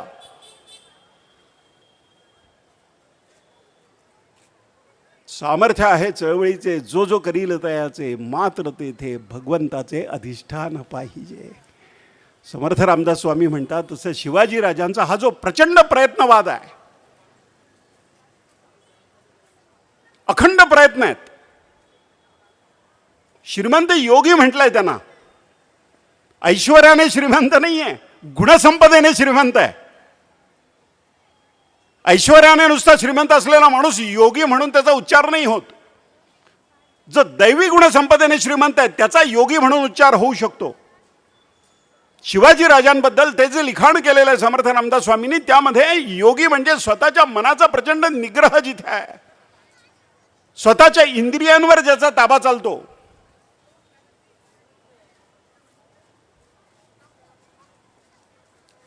एखाद्या चुंबकाकडे लोखंडाचे कण जसे आकर्षित होतात तसं दैवी गुणसंपदा असलेल्या मनुष्याकडे सामान्य मनुष्य कशा पद्धतीने आकृष्ट होतो आणि तो आकृष्ट झाल्यानंतर वीज ज्या वेळेला त्यातनं खेळायला लागते त्यावेळेला चुंबकीय क्षेत्र त्या प्रत्येक कणाभोवती निर्माण होतं. तसं शिवाजीराजांच्या प्रत्येक मावळ्याभोवती त्यांच्या सहवासात आलेल्या, त्यांच्या सान्निध्यात आलेल्या, त्यांनी संस्कारित केलेल्या प्रत्येक मनुष्यामध्ये ती दैवी गुणसंपदा, ते समर्पण, तो पराक्रम, ती निर्भयता, तो त्याग, ती साधनशुचिता, ती शुद्धता, ती निष्ठा, ती अभेद्यता चारित्र्याची, या सर्व गोष्टी त्यांच्यामध्ये तशाच दिसायला लागतात आपल्याला. वर्तमान काळामध्ये शिवचरित्राकडे पाहताना आम्हाला असे निष्ठावान लोक तयार करता येतील का, या प्रश्नाचं उत्तर शोधावं लागेल. की मनुष्याला प्रामाणिक कसं करता येईल, मनुष्याला निष्ठावान कसं करता येईल, या भारतावर निष्ठा असणाऱ्या, मातृभूमीवर निष्ठा असणाऱ्या 140 कोटी लोक आम्ही कसे तयार करू शकू. शिवाजी, मी सांगितलं आपल्याला प्रारंभ करताना शिवाजीराजांकडे भूमी नाही आहे, त्यांच्याकडे शस्त्र नाही आहे, त्यांच्याकडे दारुगोळा नाही आहे, त्यांच्याकडे लष्कर नाही आहे, हत्ती घोडे उंट काही नाही आहे, फक्त आत्मबल आहे. त्या आत्मबलावर शून्यातनं शिवाजीराजांनी जशी विश्वामित्राने प्रतिसृष्टी निर्माण केली तसं शिवाजीराजांनी हिंदवी स्वराज्य निर्माण केलं. छोटंसं असेल ते शिवाजीराजांनी त्या काळामध्ये निर्माण केलेलं स्वराज्य, हिंदवी स्वराज्य. गंगा जिथे उगम पावते ना गंगोत्रीजवळ, लोक सांगतात की एक लहान मुलगा उडी मारून त्या गंगेचं पात्र ओलांडू शकतो. ती गंगेची धारा तेवढीच आहे. पण पुढे ती गंगा जिथे गंगा सागराला मिळते तिथे त्या गंगेचं विराट पात्र आहे, त्याचा पैलतीर जणू काही तुम्हाला दिसत नाही. तुमच्या हृदयामध्ये धडकी भरेल या पद्धतीचा. आणि तिथपर्यंत जाताना गंगेचा प्रवाह वेगवेगळ्या टप्प्यांवर तुम्ही ज्या वेळेला पाहता, देवप्रयागला आणि वेगवेगळ्या ठिकाणी तुम्ही पाहता, तिथे त्या गंगेचा वेग इतका भयंकर आहे की हत्तीने जरी न कळत त्या गंगेच्या प्रवाहात पाऊल टाकलं तरी हत्ती वाहत जाईल, इतका वेग आहे त्या गंगेच्या पाण्याला. शिवाजीराजांच्या प्रारंभीच्या छोट्याशा हिंदवी स्वराज्याची जी स्थिती आहे ती गंगेच्या उगमासारखी आहे. आणि तिथून आता 450 वर्ष पुढे आल्यानंतर आपल्याला दिसतं की शिवाजीराजांना जीवनादर्श मानणारा एक माणूस गेली 1400 वर्ष आमच्याशी जे महाभयंकर वैर करणारी विचारधारा आहे त्यांना अद्दल घडवण्याकरता या देशाला, या देशाच्या लष्कराला आणि या देशातल्या कोट्यावधी लोकांना प्रेरणा देताना दिसतो. रायगडावर वंदन करून गेलेला भारताचा पहिला पंतप्रधान ही प्रेरणा देऊ शकतो. शिवाजीराजे कालातीत या दृष्टीने आहेत. एक अंश त्यांच्या तेजस्वितेचा एक अंश आमच्यामध्ये निर्माण जर झाला तर आपला आत्ताचा जो समाज आहे हा समाज आपली गलितगात्र अवस्था जी आहे अनेक बाबतीतली ती टाकून देईल. त्याच्या चेहऱ्यावरती तेजस्विता दिसायला लागेल, त्याच्या चेहऱ्यावर, त्याच्या वागण्या बोलण्यामध्ये ती निष्ठा दिसायला लागेल, त्याच्या आचरणामध्ये ते सत्य दिसायला लागेल, ते राष्ट्रप्रेम दिसायला लागेल, एकमेकांबद्दलची अत्यंतिक प्रेमाची उत्कट भावना त्याच्यामध्ये दिसायला लागेल. मी आणि माझं या मर्यादित वर्तुळामध्ये एखाद्या गुलामासारखा तो फिरताना दिसणार नाही. हे विश्वाची माझे घर ही माऊलींची जी अवस्था आहे भावावस्था, त्या पद्धतीची भावावस्था एका वेगळ्या मार्गाने भगवान श्रीकृष्णाने सांगितलेल्या रणांगणातल्या पौरुषाच्या मार्गाने, पराक्रमाच्या मार्गाने, तेजस्वितेच्या मार्गाने, समर्पणाच्या मार्गाने मनुष्याला प्रत्यक्ष अनुभवता येते. गीतेवरच भाष्य लिहिलं ना माऊलींनी. त्या गीतेमध्ये श्रीकृष्ण सांगतो अर्जुनाला, उपदेश जो श्रीकृष्णाने दिलाय त्या पद्धतीचं धारदार व्यक्तिमत्व डोळ्याने प्रत्यक्ष जर बघितलं किंवा त्या व्यक्तिमत्वाच्या त्यांच्या जीवनादर्शाच्या प्रकाशामध्ये स्वतःचं आयुष्य जगण्याचा प्रयत्न जर केला तर त्या पद्धतीची तेजस्विता प्रत्येक मनुष्यामध्ये प्रत्यक्ष अवतीर्ण होते, यात यत्किंचित संदेह नाही. चीनमध्ये कोरोना झाला, त्यातले काही लोक कोरोनाने ग्रस्त झालेले भारतात आले आणि संपूर्ण भारतात कोट्यावधी लोकांना कोरोना झाला. एखाद्या व्याधीचा संसर्ग जर जगभर सर्वत्र होत असेल तर एका सद्गुणाचा संसर्ग जगभर करता येणार नाही का? आम्हाला करता येईल. हे शिवाजीराजे जसे होते, त्यांचे मावळे जसे होते, तसा निष्ठावान समाज आम्हाला निर्माण करता येईल, निर्माण करता आला पाहिजे. हा आमच्या चिंतनाचा विषय असायला पाहिजे. शिवाजीराजांचा न्याय काय होता याचं चिंतन आम्ही केलं पाहिजे. मी मगाशी सांगितलं आपल्याला तात्काळ न्याय. शिवाजीराजांच्या हिंदवी स्वराज्यावर चालत येणारा प्रत्येक शत्रू त्या शत्रूबरोबर खंडोजी खोपडे येतो.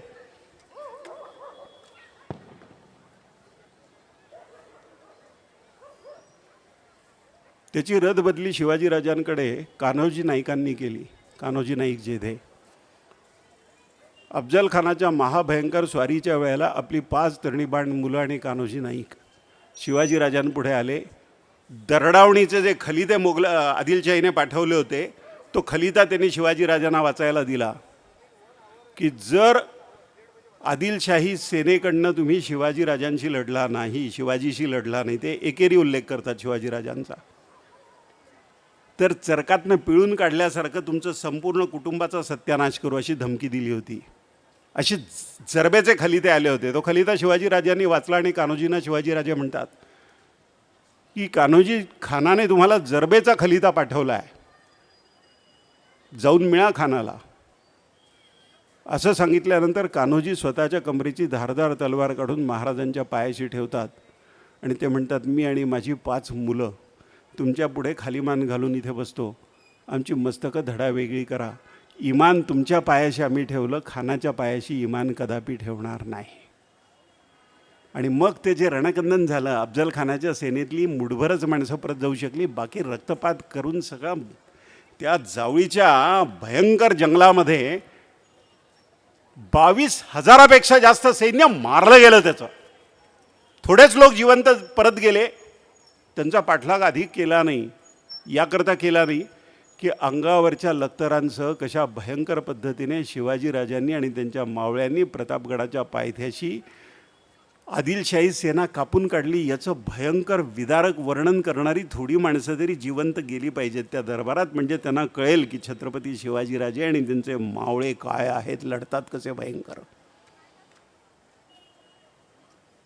त्या कान्होजींना मध्यस्थ घालून ज्यावेळेला खंडोजी खोपडे म्हणतो की माझी रदबदली करा, शिळीमकर जे शिवाजीराजांकडनं लढले, हैबतराव त्याचा जावई आहे तो खंडोजी खोपड्याचा तो, आणि त्याला मध्यस्थी घालून कान्होजींना रदबदली करा म्हणून भीड घातली.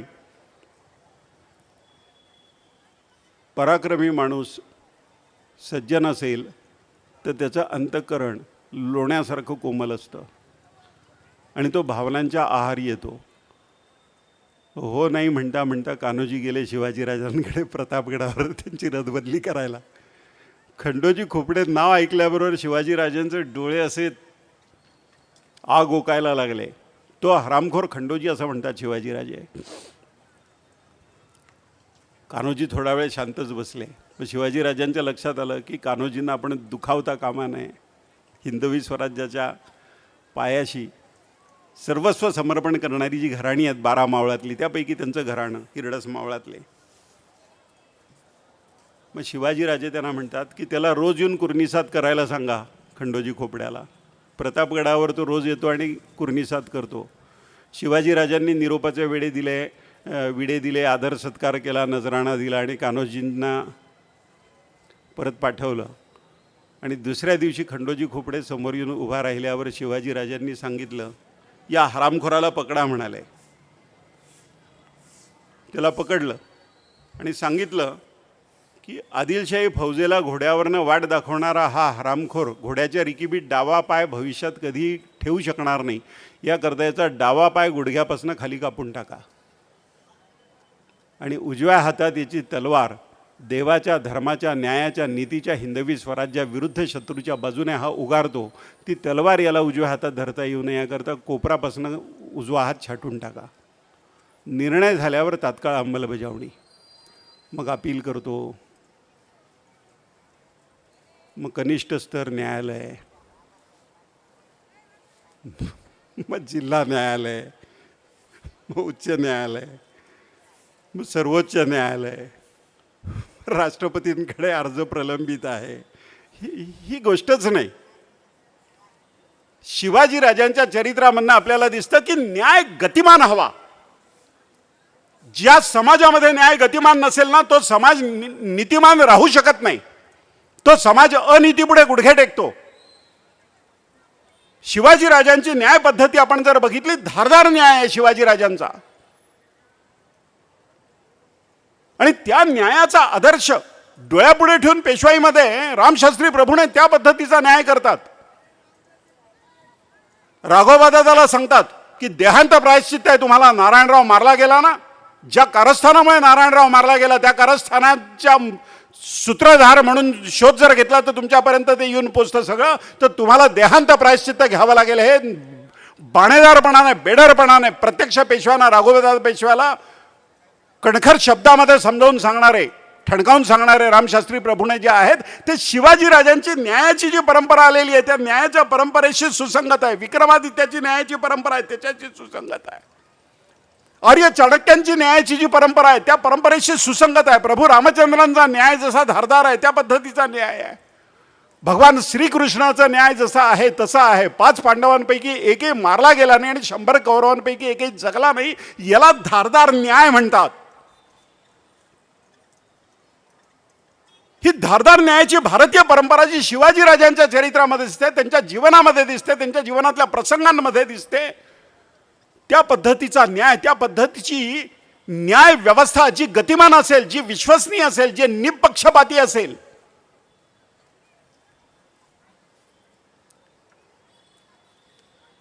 99 अपराधी सुटले तरी चालतील, एका निरपराध मनुष्याला शिक्षा होता कामा नये. अपराध्याला शिक्षा देण्याचं चिंतन ज्यावेळेला आपण करू त्यावेळेला निरपराध मनुष्य मध्ये काय येतो हे मला कळत नाही अजूनही. एकही अपराधी सुटता कामा नये, ही न्याय व्यवस्था आहे आणि ती तशी अंमलात आली पाहिजे. ती गतिमान असली पाहिजे. ती जर गतिमान असेल तर समाज नीतिमान होतो. न्यायाची शाश्वती लागते. सज्जनांना न्याय मिळेल याची शाश्वती असायला हवी आणि अधम लोकांना, दुराचारी लोकांना, दुर्जनांना आपला न्याय होईल हे भय असलं पाहिजे.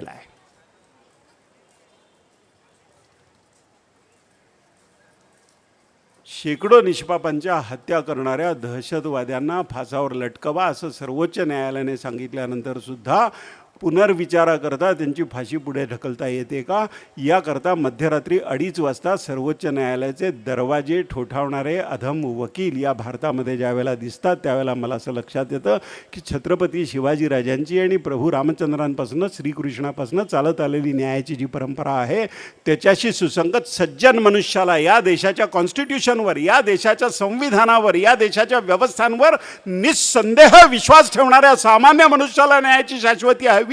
त्याच्या जीवनावर गंडांतर आणणाऱ्या आणि अशा निष्पापांचे बळी घेणाऱ्या दहशतवाद्यांसाठी, दानवांसाठी हा न्याय नव्हे. हा विवेक आम्हाला आत्मसात करावा लागेल. हा विवेक आत्मसात करण्याकरता मानदंड म्हणून आम्ही शिवाजीराजांच्या चरित्राकडे पाहिला पाहिजे. एकही दानव वृत्तीचा सुटता कामा नये अपराधी. आणि सज्जनांना न्याय होईल या दानवांचा याची शाश्वती असली पाहिजे आणि मला न्याय मिळेल याची शाश्वती असली पाहिजे. वर्तमान काळामध्ये मी जे म्हणालो की शिवाजीराजांच्या चरित्रामधनं वर्तमान काळाशी सुसंगत आपल्याला काय घेता येईल, जिथे सांगितलं जातं की 7,000 वर्षापूर्वी होऊन गेलेल्या प्रभू रामचंद्रांचा जन्म इथेच झाला का अयोध्येमध्ये, याच ठिकाणी ज्याला तुम्ही जन्मभूमी म्हणता ते सिद्ध करा. 7,000 वर्षापूर्वीची कागदपत्र दाखवा. आणि 200 वर्षापूर्वी वक्फ केलेली जमीन आहे त्याची कागदपत्र ते बिचारे कसे दाखवतात. असं ज्यावेळेला न्यायालयात विचारलं जातं त्यावेळेला मला लक्षात येतं की भारतीय न्याय परंपरा जी आहे प्रभू रामचंद्रांपासून छत्रपती शिवाजीराजे आणि आमच्या क्रांतिकारकांपर्यंत, ती न्याय परंपरा डोळ्यापुढे ठेवून आम्हाला न्यायालयीन व्यवस्थेची रिफॉर्म्स करावे लागतील, आम्हाला ज्युडिशियल रिफॉर्म्स करावे लागतील. आणि हे मी नाही म्हणत, KG बालकृष्णनपासून कपाडियांपर्यंत अनेक निवृत्त झालेले सर्वोच्च न्यायालयाचे प्रधान न्यायाधीश ज्या वेळेला म्हणतात की justice delayed is justice denied, उशिरा न्याय देणं हे अन्याय करण्यासारखंच आहे, न्यायाला नकार देण्यासारखं आहे, हे ज्यावेळेला सर्वोच्च न्यायालयाचे निवृत्त झालेले प्रधान न्यायाधीश म्हणतात त्यावेळेला मला असं वाटतं की शिवाजीराजांचा निपक्षपाती आणि वेगवान गतिमान न्याय अधोरेखित करणारं त्यांचं ते वचन आहे, त्यांचं ते स्टेटमेंट आहे, असं मला प्रामाणिकपणाने वाटतं. मनुष्यामधल्या गुणांचा क्रमविकास कसा करावा हे शिवचरित्राकडनं आपण शिकावं. गुणवत्तेच्या आधाराने शिवाजीराजांच्या सगळ्या त्यांच्या भोवती असणारी सगळी मंडळी जी आहे ना, ती गुणवत्तेच्या आधाराने नियुक्त्या झालेल्या आहेत त्यांच्या. कुणी शस्त्रामध्ये प्रवीण आहे, कुणी राजनीतीमध्ये प्रवीण आहे, कुणी लिखाणामध्ये प्रवीण आहे, कुणी घोडेस्वारीमध्ये प्रवीण आहे, कुणी गुप्तचर म्हणून अत्यंतिक प्रावीण्य संपादन केलेलं आहे त्याच्यामध्ये. गोपनीय बातम्या सगळ्या हिंदुस्थानामध्ये राजनीती कशी चाललेली आहे, आदिलशाहीमध्ये काय चाललंय, कुतुबशाहीमध्ये काय चाललंय, निजामशाहीमध्ये काय चाललंय, मोगलाईमध्ये काय चाललंय, बेरीजशाहीमध्ये काय चाललेलं आहे, इमादशाहीमध्ये काय चाललेलं आहे, या सर्व सुलतानी राज्यांमध्ये काय काय चाललेलं आहे आणि हिंदवी स्वराज्यावर त्याचा काय परिणाम होऊ शकतो. हिंदवी स्वराज्यावर जर आक्रमण असेल तर शत्रूची शस्त्रसज्जता किती आहे, त्याच्याकडे लढणारे लोक किती आहेत, त्याच्याकडे दारुगोळा किती आहे, त्याच्याकडे तोफा किती आहेत, त्याच्याकडे हत्ती किती आहेत, घोडे किती आहेत, उंट किती आहेत, तिथपासनं सगळी त्या सगळ्या लोकांना खायला घालण्याकरता अन्न पुरेसा आहे की नाही, त्यांना चारा पुरेसा आहे की नाही, इथपर्यंत बातम्या आणून सांगणारे गुप्तचर शिवाजीराजांनी सांभाळलेले होते. राजा गुप्तचरांच्या डोळ्यांनी पाहतो. सहस्राक्ष असं वर्णन राजाचं जे करतात ना, शिवाजीराजे सहस्राक्ष होते, त्यांच्या गुप्तचरांच्या डोळ्यांनी ते संपूर्ण हिंदुस्थानकडे पाहायचे. राजा असा असायला हवा आणि याकरता गुणवत्तेचा क्रमविकास व्हायला हवा. प्रत्येक मनुष्यामध्ये गुणवत्तेचा क्रमविकास जर केला नाही तर स्वामी विवेकानंद म्हणतात त्याप्रमाणे मनुष्य काही फक्त कपडे घालणारा पशु नाही आहे. त्याच्यामध्ये गुणांचा विकास जर झाला नाही तर तो कपडे घालणारा पशु ठरेल. तो पशु नाही आहे, तो मनुष्य आहे. उत्क्रांत होत इथपर्यंत आलेला आहे. मग उत्क्रांत होत इथपर्यंत आल्यानंतर दैवी गुणसंपदा आत्मसात केलेला एखाद्या राष्ट्रपुरुषांचा जीवनादर्श डोळ्यापुढे ठेवल्यानंतर त्याप्रमाणे त्याच्यामध्ये क्रमविकास का होत नाहीये? तो क्रमविकास होऊ शकतो. DRDOने हा क्रमविकास करून दाखवला. इस्रोने हा क्रमविकास करून दाखवला. रॉने हा क्रमविकास करून दाखवला. परराष्ट्र मंत्रालयाने हा क्रमविकास काही अंशी करून दाखवला. राजनीतीमध्ये काही अंशी हा क्रमविकास झालेला आम्ही पाहतोय आमच्या डोळ्याने. थोडासा क्रमविकास झाला तर भारताचं नाव उच्चारल्यानंतर जगाच्या हृदयामध्ये धडकी भरेल एवढा सामर्थ्य संपन्न भारत पुढच्या काही वर्षामध्ये होईल. या पद्धतीचं चित्र जर तरळत असेल तर 140 कोटी लोकांमध्ये दैवी गुणसंपदा ज्या वेळेला प्रकट होईल आणि त्यांना त्या दिशेने आम्ही ज्या वेळेला संस्कारित करू, ती तेजस्विता ज्या वेळेला एक राष्ट्र म्हणून आमच्यामध्ये प्रकट व्हायला लागेल, आमच्या जीवन व्यवहारामध्ये प्रकट व्हायला लागेल, त्यावेळेला 5 कोटी बांगलादेशी भारतामध्ये खोटी रेशन कार्ड, खोटी निवडणुकीची ओळखपत्र लाच देऊन मिळवू शकणार नाहीत. आपल्या राष्ट्रीय अस्तित्वाशी निगडीत आहे, आपल्या संस्कृतीशी निगडीत आहे, आपल्या वैयक्तिक जीवनाचं अस्तित्व यावर अवलंबून आहे. हे आजही आम्हाला कळत नाहीये का? नाउ और नेव्हर, आता नाही तर कधीच नाही. शिवाजीराजांच्या जीवनामध्ये प्रत्येक मोहिमेची शिवाजीराजांनी केलेली जी आखणी आहे ती नाउ और नेव्हर या पद्धतीची, आता नाही तर कधीच नाही. अफजल खानाची आणि शिवाजीराजांची जी भेट झाली प्रतापगडच्या पायथ्याशी, त्याला खेचून आणला बुद्धिचातुर्याने शिवाजीराजांनी. आपल्याला अनुकूल आणि त्याला अत्यंत प्रतिकूल असलेल्या युद्धभूमीवर अफजल खानाला अक्षरशः खेचून आणला वाईहून त्या प्रतापगडाच्या पायथ्याशी, त्या महाभयंकर अरण्य असलेल्या जावळीच्या त्या परिसरामध्ये. आपल्याला माहिती आहे त्याच्या एक अवघे 15-20 दिवस अगोदर शिवाजीराजांच्या राणीसाहेब संभाजीराजांच्या मातोश्री सईबाई राणीसाहेबांचा मृत्यू राजगडावर झालेला आहे. हे माहिती आपल्याला. आपल्या परमप्रिय पत्नीचा मृत्यू राजगडावर झाल्यानंतर शिवाजीराजे राजगडावर जाऊ शकले नाहीत. संभाजीराजे लहान आहेत. जिजाऊंना भेटायला जाऊ शकले नाहीत. आणि 10 नोव्हेंबर 1659 अफजल खानाची आणि शिवाजीराजांची जी भेट प्रतापगडाच्या पायथ्याशी झाली आणि त्या झटापटीमध्ये शिवाजीराजांनी त्या अफजल खानाला ठार मारला.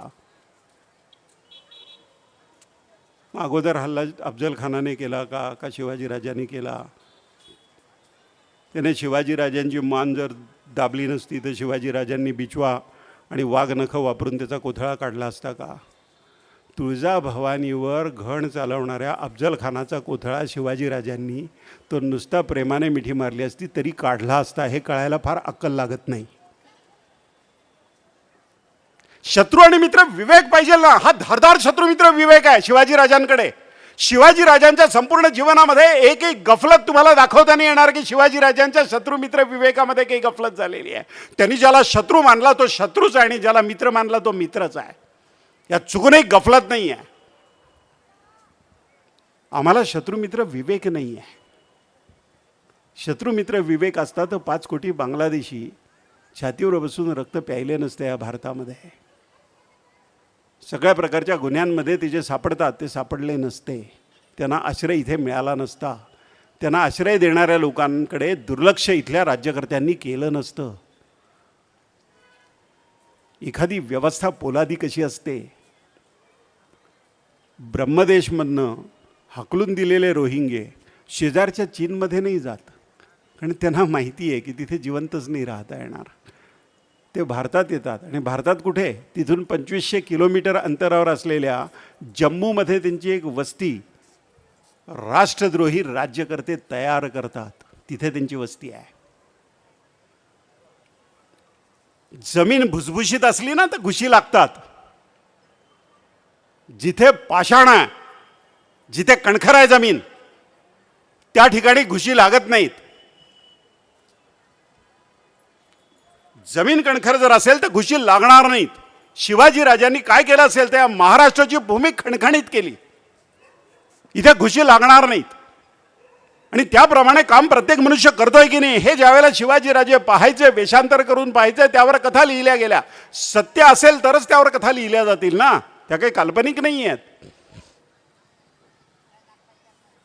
14-15 वर्षाचा सावळा तांडेल ज्यावेळेला शिवाजीराजे वेषांतर करून गडाचे दरवाजे उघडा असं सांगतो, त्यावेळेला तो वाटेत आडवा उभा राहतो आणि शिवाजीराजांना म्हणतो की आता पुढे जाता नाही येणार तुम्हाला. आमच्या राजांचा हुकूम आहे की रात्री कुणाला सोडायचं नाही येत ना, आणि दरवाजे तर मुळीच उघडणार नाही गडाचे. काव्य प्रतिभा त्यानंतर मग जागृत होते आणि ती काव्य प्रतिभा लिहिते. खबरदार जर टाच मारूनी जाल पुढे चिंधड्या उडवीन राई राई एवढ्या. ही काव्य वास्तव जे आहे ना संस्काराच्या रूपाने त्यावर आधारित ही काव्य आहेत. अवघे 10 दहशतवादी आमची मुंबईतले 1.5 कोटी लोक आणि सगळ्या भारतातल्या व्यवस्था वेठीला धरू शकतात. कराचीतनं इथे येऊन एका लॉन्चमधनं 166 निष्पापांचे बळी घेऊ शकतात. आणि 166 निष्पापांचे बळी घेण्याचं हे कारस्थान भलत्याच्याच नावाने तिकीट फाडण्याकरता जे कारस्थान रचलं जातं त्याचीही वर्णनं ज्यावेळेला आम्ही वाचतो, ऐकतो, आणि त्यातल्या एकालाही फासावर ज्यावेळेला लटकवलं जात नाही त्यावेळेला आम्हाला असं वाटतं की छत्रपती शिवाजीराजांचा धारदार न्याय जो आहे तो या महाराष्ट्रामध्ये आणि भारतामध्ये प्रत्येकाला समजला पाहिजे आणि त्याची अंमलबजावणी त्या दृष्टिकोनातून झाली पाहिजे. नम्मी नारायणन यांच्यासारखा मिसाईल टेक्नॉलॉजीमध्ये क्रायोजेनिक इंजिन भारतामध्ये तयार करण्याकरता खटाटोप करणारा जगाच्या पाठीवरनं कुठनं भंगारमधनं काही आणून स्वस्तात काही आणून तिथे असेंबल करून आपल्याला एक क्रायोजेनिक इंजिन सुंदर तयार करता येईल याकरता प्रयत्न करणारा एक वैज्ञानिक, दर्जाचा वैज्ञानिक, की ज्याला जगाच्या पाठीवरचं कुठलंही प्रगत पाश्चात्य राष्ट्र बोलवेल आणि तो सुखामध्ये ऐश्वर्यामध्ये लोळेल, या पद्धतीचे सुख आणि संपत्ती त्याला मिळू शकेल, या पद्धतीच्या पॅकेजवर त्याला निमंत्रित करण्याकरता कुठलाही पाश्चात्य देश ज्या वेळेला त्याला बोलवेल तिकडे ती नोकरी लाथाडून तो माणूस भारताकरता ज्या वेळेला काम करतो त्यावेळेला त्याच्याविरुद्ध कारस्थान करणारे 4 उड्डाणटप्पू आमच्या व्यवस्थेतले नम्मी नारायणन यांना बंदिवान बनवतात, त्यांना मारहाण करतात निर्दयतेने, त्यांच्यावर खटले चालतात. आणि हे सगळं कारस्थान लक्षात आल्यानंतर सर्वोच्च न्यायालय निकाल लावून ज्या वेळेला म्हणतं की नम्मी नारायणन यांच्यावर जो अन्याय झाला त्या अन्यायाचं परिमार्जन म्हणून सरकारने 50 लाख रुपये त्यांना नुकसान भरपाई द्यावी, ही एक बाजू आमच्या न्यायालयीन व्यवस्थेची. पण त्यांच्यावर त्या पद्धतीचा अन्याय करणाऱ्या एकाही मनुष्याला आम्ही फासावर लटकवलं नाही, हे दुर्दैव. ज्या 26/11च्या 10 दहशतवाद्यांनी हा महाराष्ट्र, मुंबई वेठीला धरली होती, भारत वेठीला धरला होता, त्यातला एकच मौल्यवान शिल्लक राहिलेला शेवटचा अपराधी दहशतवादी अजमल कसाब, ज्याला तुकारामजी ओंबाळे या पोलीस कर्मचाऱ्यांनी, जिगरबाज पोलीस कर्मचाऱ्यांनी मृत्यूला भीक न घालता पकडून ठेवला आणि त्याच्यावर अत्यंत पारदर्शक पद्धतीने त्याच्या स्वतःच्या बचावाची त्याला पूर्ण संधी देऊनसुद्धा अत्यंत पारदर्शकतेने भारताने न्यायिक प्रणालीनुसार सगळं कामकाज चालवलं आणि त्याला फासावर लटकवण्याची शिक्षा ज्या वेळेला झाली त्यावेळेला मला असं वाटलं की या 10 दहशतवाद्यांपैकी 9 दहशतवाद्यांना आमच्या सुरक्षा दलांनी गोळ्या घालून ठार मारलं आणि या 10व्या दहशतवाद्याला आम्ही फासावर लटकवलं. इथे न्यायाची प्रक्रिया पूर्ण नाही झाली. यांना खोटी बोगस रेशन कार्ड देणारा, यांना मोबाईलची सिम कार्ड्स देणारा, यांची खोटी आयडेंटिटी कार्ड्स तयार करणारा, ताजमहाल हॉटेलमध्ये यांना मुक्काम करता येईल सहजपणाने याकरता ओळख पुरवणारा, यातल्या एकाही राष्ट्रद्रोह्याला आम्ही फासावर लटकवलं नाही, याचं मला वाईट वाटतं. शिवाजी राजांच्या न्यायाचं स्मरण करताना मला याचं वाईट वाटतं आणि आपल्यापैकी प्रत्येकाला याचं वाईट वाटलं पाहिजे. ज्या वेळेला दहशतवादी जे हॉस्पिटलच्या समोर आहेत आणि हे कळलं त्यावेळेला पोलीस कंट्रोल केबिनमधनं पोलीस अधिकारी निघाले, अशोक कामटे होते, हेमंत करकरे होते, हे सगळे तिन्ही पोलीस अधिकारी आणि आणखीन काही पोलीस कर्मचारी पोलिसांच्या एका वाहनामधनं निघाले आणि झुडपांच्या आड दडलेला अबू जिंदाल आणि अजमल कसाब यांनी त्यांच्या माऱ्याच्या टप्प्यामध्ये पोलिसांची ती गाडी आल्यानंतर ज्यावेळेला भयंकर गोळीबार केला आणि हे तीनही अधिकारी त्या गोळीबारामध्ये मारले गेले. त्यांच्या छातीवर बुलेटप्रूफ जॅकेट होती आणि त्यांच्या डोक्यावर बुलेटप्रूफ हेल्मेट होती आणि त्या बुलेटप्रूफ हेल्मेटमधनं त्यांच्या मेंदूमध्ये गोळ्या गेल्या, त्या बुलेटप्रूफ जॅकेटमधनं त्यांच्या छातीत हृदयात गोळ्या गेल्या आणि त्यात आपल्या समाजाचा बचाव करण्याकरता स्वतःच्या छातीचे कोट करणारे अधिकारी ज्या वेळेला बळी पडतात आणि ज्यानंतर बातम्या कळतात की त्यांच्या डोक्यावर असलेली बुलेटप्रूफ हेल्मेट पुरवणाऱ्या एजन्सीज कोण होत्या आणि त्यांच्या छातीवर असणाऱ्या बुलेटप्रूफ जॅकेट जी कागदावर टेंडर भरताना बुलेटप्रूफ होती, प्रत्यक्षात बुलेटप्रूफ असलेलं सिद्ध झालं नाही. हे जे मारेकरी अजमल कसाब आणि त्याच्याबरोबर आलेल्या 9 दहशतवाद्यांसारखेच या भारताच्या व्यवस्थेचे मारेकरी होते. यातल्या एकालाही आम्ही फासावर का लटकवलं नाही, हा प्रश्न ज्यावेळेला माझ्यासमोर येतो त्यावेळेला मला असं वाटतं की शिवाजी राजांकडनं शिकण्यासारखं खूप काही आहे आणि आपण काय शिकलो हा प्रश्न आपण स्वतःला विचारा.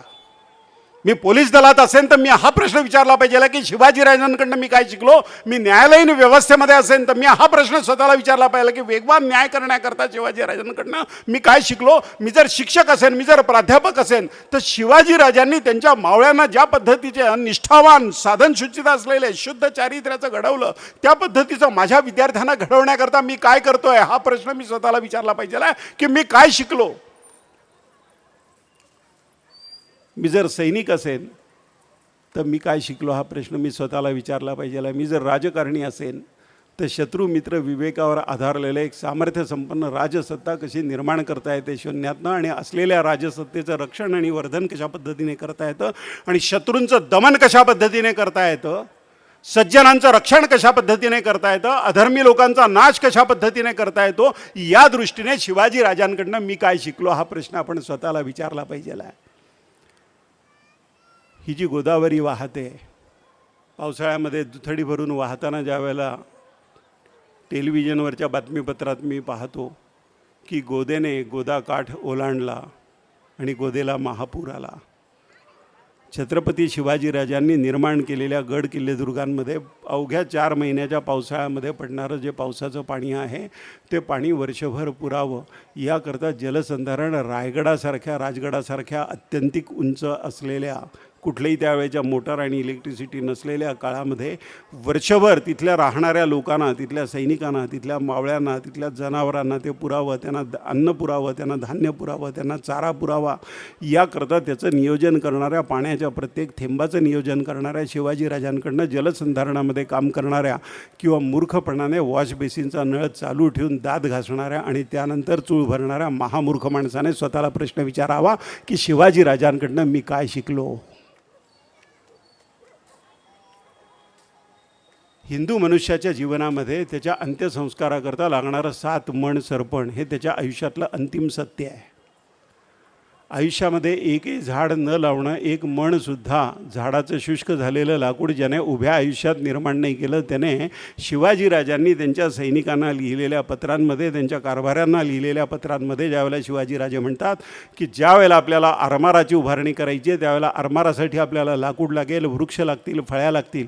शुष्क झालेले वाळलेले जे वृक्ष आहेत त्या वृक्षांच्या फळ्या तयार करून त्याच्यापासून आरमार उभं करावं. एकही ओला फळलेला फुललेला हिरवागार वृक्ष जो आहे तो त्या फळ्यांसाठी कापू नये या पद्धतीच्या सूचना ते देतात. सहजपणाने एखादं झाड रस्त्याच्या कडेला आडवं येतं म्हणून किंवा घर बांधायचं आहे म्हणून आडवं येतं, सहज कापून टाकतो निर्विकारपणाने एखादा मनुष्य, किंवा या झाडांचा लिलाव करायचा आहे म्हणून थोडेसे पैसे तो लिलाववाला जास्त देईल म्हणून रस्त्याच्या कडेची झाडं जी आहेत ती निर्दयतेने कत्तल केली जाते. अशा प्रत्येक निर्दय आणि महामूर्ख मनुष्याने विचारावं की शिवाजीराजांकडनं मी काय शिकलो. 4 चाकी गाडीमधनं आपल्या अपत्यांना शाळेमध्ये सोडायला जाणाऱ्या पालकांनी आपली सांपत्तिक स्थिती खूप चांगली असताना 5 किलो तांदूळ तिथे सर्व विद्यार्थ्यांना दिला जातो. निर्लज्जपणाने तो 5 किलो तांदूळ सरकार फुकट देतं. तो फुकट देतो म्हणून 4 चाकी गाडीतनं गरज नसताना तो सरकारवर भार म्हणून तो तांदूळ फुकट आणणाऱ्या मनुष्याने विचारावं की शिवाजीराजे म्हणतात त्याप्रमाणे सरकारी संपत्तीचा अपहार करणाऱ्या अधम लोकांमध्ये त्या 5 किलो तांदूळामुळे माझं नाव आहे की नाही. मी काय शिकलो शिवाजीराजांकडनं.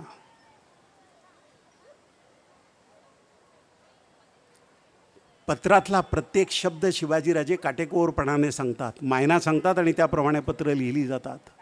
त्यातला एक शब्द मागे पुढे नाही होत. त्या शब्दाचा जो अर्थ त्यांना अपेक्षित आहे त्यापेक्षा वेगळा अर्थ तुम्हाला काढता नाही येणार.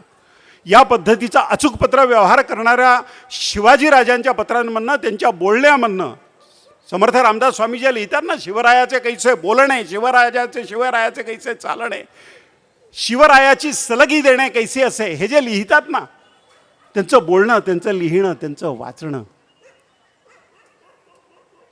निर्लज्जपणाने काल जे बोललो ते मी बोललोच नाही आणि माझ्या बोलण्याचा वेगळाच अर्थ लावला या पद्धतीने कोडगेपणाचे आशाळभूत भाव चेहऱ्यावर आणून रोज या बोटाची थुंकी त्या बोटावर, त्या बोटाची थुंकी त्या बोटावर घेणारे निर्लज्ज अधम लोक जे आहेत त्यांनी शिवाजीराजे कसे वेचक बोलायचे, प्रत्येक शब्द कसा मोजून मापून लिहायचे, यातनं मी काय शिकलो हा प्रश्न या निर्लज्ज लोकांनी स्वतःला विचारावा.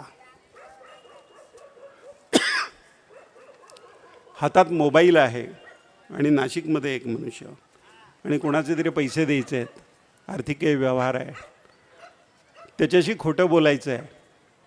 निरागस लहान मुलापुढे तो मनुष्य निर्लज्जपणे फोन करून तिकडच्या पलीकडच्या मनुष्याला सांगतो, मी जरा कामाकरता मुंबईला आलो, 1-4 दिवसाने परत आलो की बघू आपण. तो निरागस मुलगा ते ऐकतोय की आपला बाप खोटं बोलतोय, दादांत तो नाशिकमध्येच आहे आणि तो खोटं बोलतोय त्याच्या कोणाशी मित्राशी, आर्थिक देवाणघेवाण करणाऱ्या मनुष्याशी. अशा निर्लज्ज लोकांनी फक्त देवाणघेवाण 1 रुपयाची सुद्धा प्रामाणिकपणाने न करणारे, इकडच्या टोप्या तिकडे फिरवणाऱ्या अधम लोकांनी शिवचरित्रातनं मी काय शिकलो हा प्रश्न स्वतःला विचारावा. त्याचं कारण मी आपल्याला सांगतो की ज्या वेळेला शिवाजीराजे आग्र्यामध्ये कैदेमध्ये, औरंगजेबाच्या तुरुंगामध्ये कैदेमध्ये अडकलेले होते, त्यावेळेला शिवाजीराजांनी तिथे दानधर्म करण्याकरता तिथल्या धनिक लोकांकडनं, व्यापाऱ्यांकडनं जी संपत्ती घेतली आणि जी दानधर्माकरता वापरली, त्या काळात हजारो रुपये म्हणजे आत्ताच्या काळात कोट्यवधी रुपये त्याची किंमत होईल. शिवाजीराजे जिवंत परत येणार नाहीत, औरंगजेबाने त्याच्या एकाही शत्रूला जिवंत ठेवलं नाही, हे जाणणारे व्यापारी शिवाजीराजांवर दृढ विश्वास ठेवून त्यांना त्या काळामध्ये हजारो रुपये देतात. शिवाजीराजे आग्र्याच्या कैदेतनं स्वतःची बुद्धिचातुर्यपणाला लावून ज्यावेळेला निसटले आणि रायगडावर परत आले, त्यावेळेला त्यातल्या प्रत्येक रुपयाची हुंडी सोडवण्याकरता त्यांच्या आलेल्या लोकांना त्यांच्या प्रत्येक रुपयाची परतफेड शिवाजीराजांनी ज्या विश्वासाने केली, त्या विश्वासाच्या पार्श्वभूमीवर एकही आर्थिक व्यवहार धड न करणाऱ्या अधम लोकांनी स्वतःला प्रश्न विचारावा की शिवचरित्रातून मी काय शिकलो. हा प्राण आहे शिवचरित्राचा. प्राण जाई पर वचन न जाई. क्षणाक्षणाला शब्द बदलणारे लोक, क्षणाक्षणाला सरड्यासारखे रंग बदलणारे लोक, अशा अधम लोकांचा शिवचरित्रासारख्या ऊर्जस्वल सूर्यासारख्या प्रकाशमान असणाऱ्या या तेजाचा संबंधच काय आहे. शिवाजीराजांच्या तस्विरी घरामध्ये लावण्यामुळे किंवा खूप मोठ्या उंचीचे त्यांचे पुतळे उभे करण्यामुळे शिवाजीराजांच्या जीवनचरित्राशी सुसंगत आपण जगलो हे सिद्ध करता येत नाही. त्याप्रमाणे प्रत्यक्ष जगावं लागतं, त्याप्रमाणे चारित्र्य असावं लागतं, त्याप्रमाणे आर्थिक व्यवहार असावे लागतात, त्याप्रमाणे राष्ट्रनिष्ठा असावी लागते, त्याप्रमाणे धर्मनिष्ठा असावी लागते, त्याप्रमाणे राष्ट्रधर्म समजून घ्यावा लागतो, त्या दृष्टीने राजधर्म समजून घ्यावा लागतो, त्या दृष्टीने तो जगावा लागतो प्रत्यक्ष. हे जर आपल्याला शक्य असेल, नवे हे असलंच पाहिजे आहे. मृत्यूनंतर जग मान्य करतो ना, हिंदू धर्म मृत्यूनंतरचं जग मान्य करतो, मृत्यूनंतरची गती आणि दुर्गती दोन्ही मान्य करतो ना हिंदू समाज. मृत्यूनंतर जर शिवाजीराजांच्या समोर उभं राहण्याची वेळ आली तर त्यांच्या नजरेला नजर देऊन सांगण्याची हिंमत होईल का की राष्ट्र बुडवण्याकरता जे अधम लोक काम करत होते त्यांच्या पापामध्ये मी वाटेकरी झालो, हे सांगण्याची नजरेला नजर देऊन आपली हिंमत होईल का की हे राष्ट्र वाचवणाऱ्या लोकांमध्ये, तुमचा वारसा सांगणाऱ्या लोकांबरोबर मी होतो आणि शेवटच्या क्षणापर्यंत हे राष्ट्र वाचवण्याकरता, हे राष्ट्र महान करण्याकरता, तुमच्या जीवनादर्शाप्रमाणे या राष्ट्राची वाटचाल चालावी याकरता माझ्या मर्यादित क्षेत्रामध्ये, माझ्या कार्यक्षेत्रामध्ये मी शिक्षक असेन, मी व्यावसायिक असेन, मी राजकारणी असेन, मी वकील असेल, मी डॉक्टर असेन, मी इंजिनियर असेन, मी शेतकरी असेन, मी सामान्य मनुष्य असेन, शिवाजीराजांच्या जीवनादर्शाप्रमाणे माझं जीवन त्या मर्यादित कक्षेमध्ये, मर्यादित परिघामध्ये जगण्याचा प्रामाणिक प्रयत्न मी केला, हे शिवाजीराजांच्या नजर देऊन सांगण्याचं नम्रतेने सामर्थ्य की राजे तुमच्या पदचिन्हांचं मी अनुसरण केलं, हे सांगण्याचं सामर्थ्य, हे सांगण्याचा दृढ विश्वास, सांगण्याचा प्रामाणिकपणा आपल्यात आहे की नाही, हा प्रश्न आज संध्याकाळी स्वतःच्या घरी गेल्यानंतर आरशापुढे रात्री झोपण्यापूर्वी स्वतःला उभं राहून स्वतःलाच प्रश्न विचारा. आपल्याच नजरेला नजर देऊन, आरशातलं आपलं जे प्रतिबिंब आहे त्या प्रतिबिंबाच्याच नजरेला नजर देऊन हा प्रश्न स्वतःला विचारण्याची हिंमत दाखवा की शिवाजीराजांच्या आदर्शाप्रमाणे माझ्या आयुष्यातल्या 30, 40, 50, 60 वर्षाच्या आयुष्यामध्ये किती क्षण मी जगलो आणि इथपर्यंत जर जगलो नसेल तर इथून पुढे मी जगू शकेन का. खायला का हार, भुईला भार, कोट्यावधी लोक जन्माला येतात, किडेमुंग्या जन्माला येतात, 750 पावणे 800 कोटी माणसं जन्माला येतात, त्यातली कित्येक मरून जातात, पुन्हा पुन्हा मरून जातात. कोरोना काळामध्ये जन्मभर संपत्ती ज्यांनी मिळवली असे कोट्याधीश असलेले लोक, त्यांच्या कुटुंबीय, त्यांची मुलं, त्यांची भावंडं, त्यांच्या प्रेताला खांदा देण्याची त्यांनी हिंमत नाही केली. त्यांच्या शरीराभोवती जे गुंडाळलेलं प्लास्टिकचं आवरण होतं ते सोडून खरोखर आपला बापच आहे का हे पाहण्याची सुद्धा ज्यांची हिंमत झाली नाही. यावरनं ज्या गोष्टींचा पाठलाग आपण करतो आणि ज्या सर्वोच्च ध्येय वयाच्या 12व्या 13व्या वर्षी ठरवल्यानंतर त्याचा पाठलाग शिवाजीराजांनी केला, या दोन गोष्टींमधलं अंतर समजण्या इतकं शहाणपण आपण आत्मसात करणार का, हा प्रश्न आपण स्वतःच्या आरशाच्या प्रतिमेपुढे उभं राहून स्वतःला विचारावा अशी मी प्रार्थना करेन. शिवाजीराजांचं चरित्र, त्यांची दैवी गुणसंपदा, एक एक त्यांच्यातला दैवी गुण आणि त्याप्रमाणे त्यांच्या जीवनातले प्रसंग, त्यांची न्यायव्यवस्था, त्यांचं आरमार, मनुष्य घडवण्याची त्यांची एक असाधारण कौशल्य, त्यांना असलेली शस्त्रांची पारख, त्यांना असलेली माणसांची पारख, त्यांना असलेली भूमीची पारख, त्यांना समजलेला इथला भूगोल, त्यांना समजलेला रामायण महाभारतापासनं फक्त धान्याच्या ऐवजी मिठाची पोती भरलेली होती, त्यामुळे गमवावी लागलेली रामदेवरायाची देवगिरी, या सगळ्या गोष्टींचा इतिहास शिवाजीराजे जसं शिकले तसं यापैकी जेही आपल्याला शिकणं शक्य आहे ते शिकण्याचा प्रामाणिक प्रयत्न आपण करणार का. जर आपण प्रामाणिक प्रयत्न केला नाही तर आपल्या हातातला काळ क्षणाक्षणाला ग्रास घेत चाललेला आहे, तो काळ संपत चाललेला आहे. कुठल्याही अब्जाधीश मनुष्याला 5 मिनिट ठरलेल्या वेळेपेक्षा जास्त जगता येणार नाही. काळ इरिव्हर्सिबल आहे, काळ सगळ्यात मौल्यवान आहे. या जाणीवेने अवघ्या 50 वर्षाच्या आपल्याला मिळालेल्या आयुष्यातल्या प्रत्येक क्षणावर शिवाजीराजांची राजमुद्रा, प्रतिपश्चंद्रलेखेव वर्धिष्णुर विश्ववंदिता शाह सुनो शिवशेषा मुद्रा भद्राय राजते, या पद्धतीने तळपणारी त्यांची जी राजमुद्रा होती, त्या पद्धतीने काळावर, आपल्या हातात असलेल्या काळावर आपण एक स्वतःची मुद्रा उमटवली एका आयुष्यभरामध्ये, हा प्रश्न आपण स्वतःला विचारा आणि मग आपल्याला उत्तर मिळेल की शिवाजीराजांकडनं आम्ही काय शिकलो. हा प्रश्न आपल्यापैकी प्रत्येकाने स्वतःला विचारावा. या उद्देशाने या व्याख्यानाकरता मी आलो.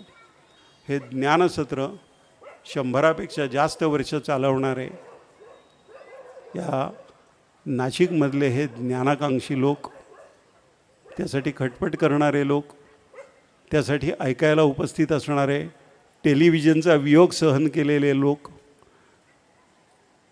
हातातल्या मोबाईलवर कदाचित प्रधानमंत्र्यांनीच गडबडीने फोन केला म्हणून 10 वेळा न पाहणारे आपल्यासारखे लोक, शांतपणाने व्याख्यान ऐकणारे, हे पाहून मला असं वाटतं की शिवाजीराजांचे जीवनादर्श आपल्या जीवनामध्ये प्रत्यक्ष उतरवण्याकरता खूप आशादायक परिस्थिती आहे.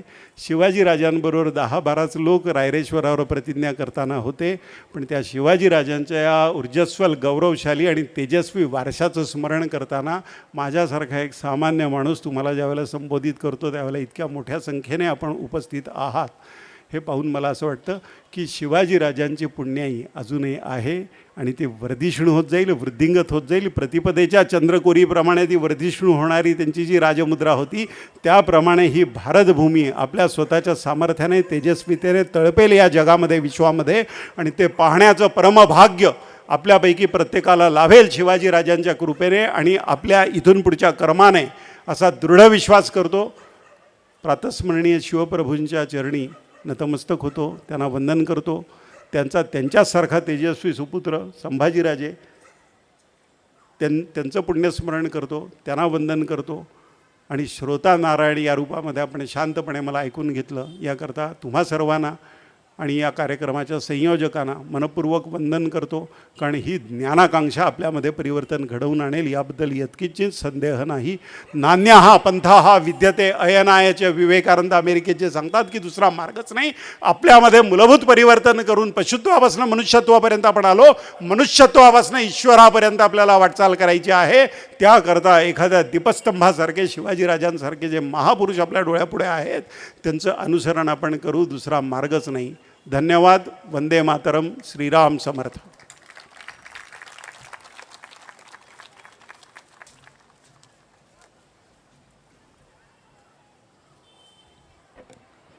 कालची वैशाख पौर्णिमा संपले आणि गोदावरीच्या काठावरते वसंत व्याख्यानमालेचं 14वं पुष्प सांगलीच्या नगरीतून, विटेच्या मातीतून आबेजी भंडारी आपण एक एक शब्द बेलभंडारासारखा उधळत गेले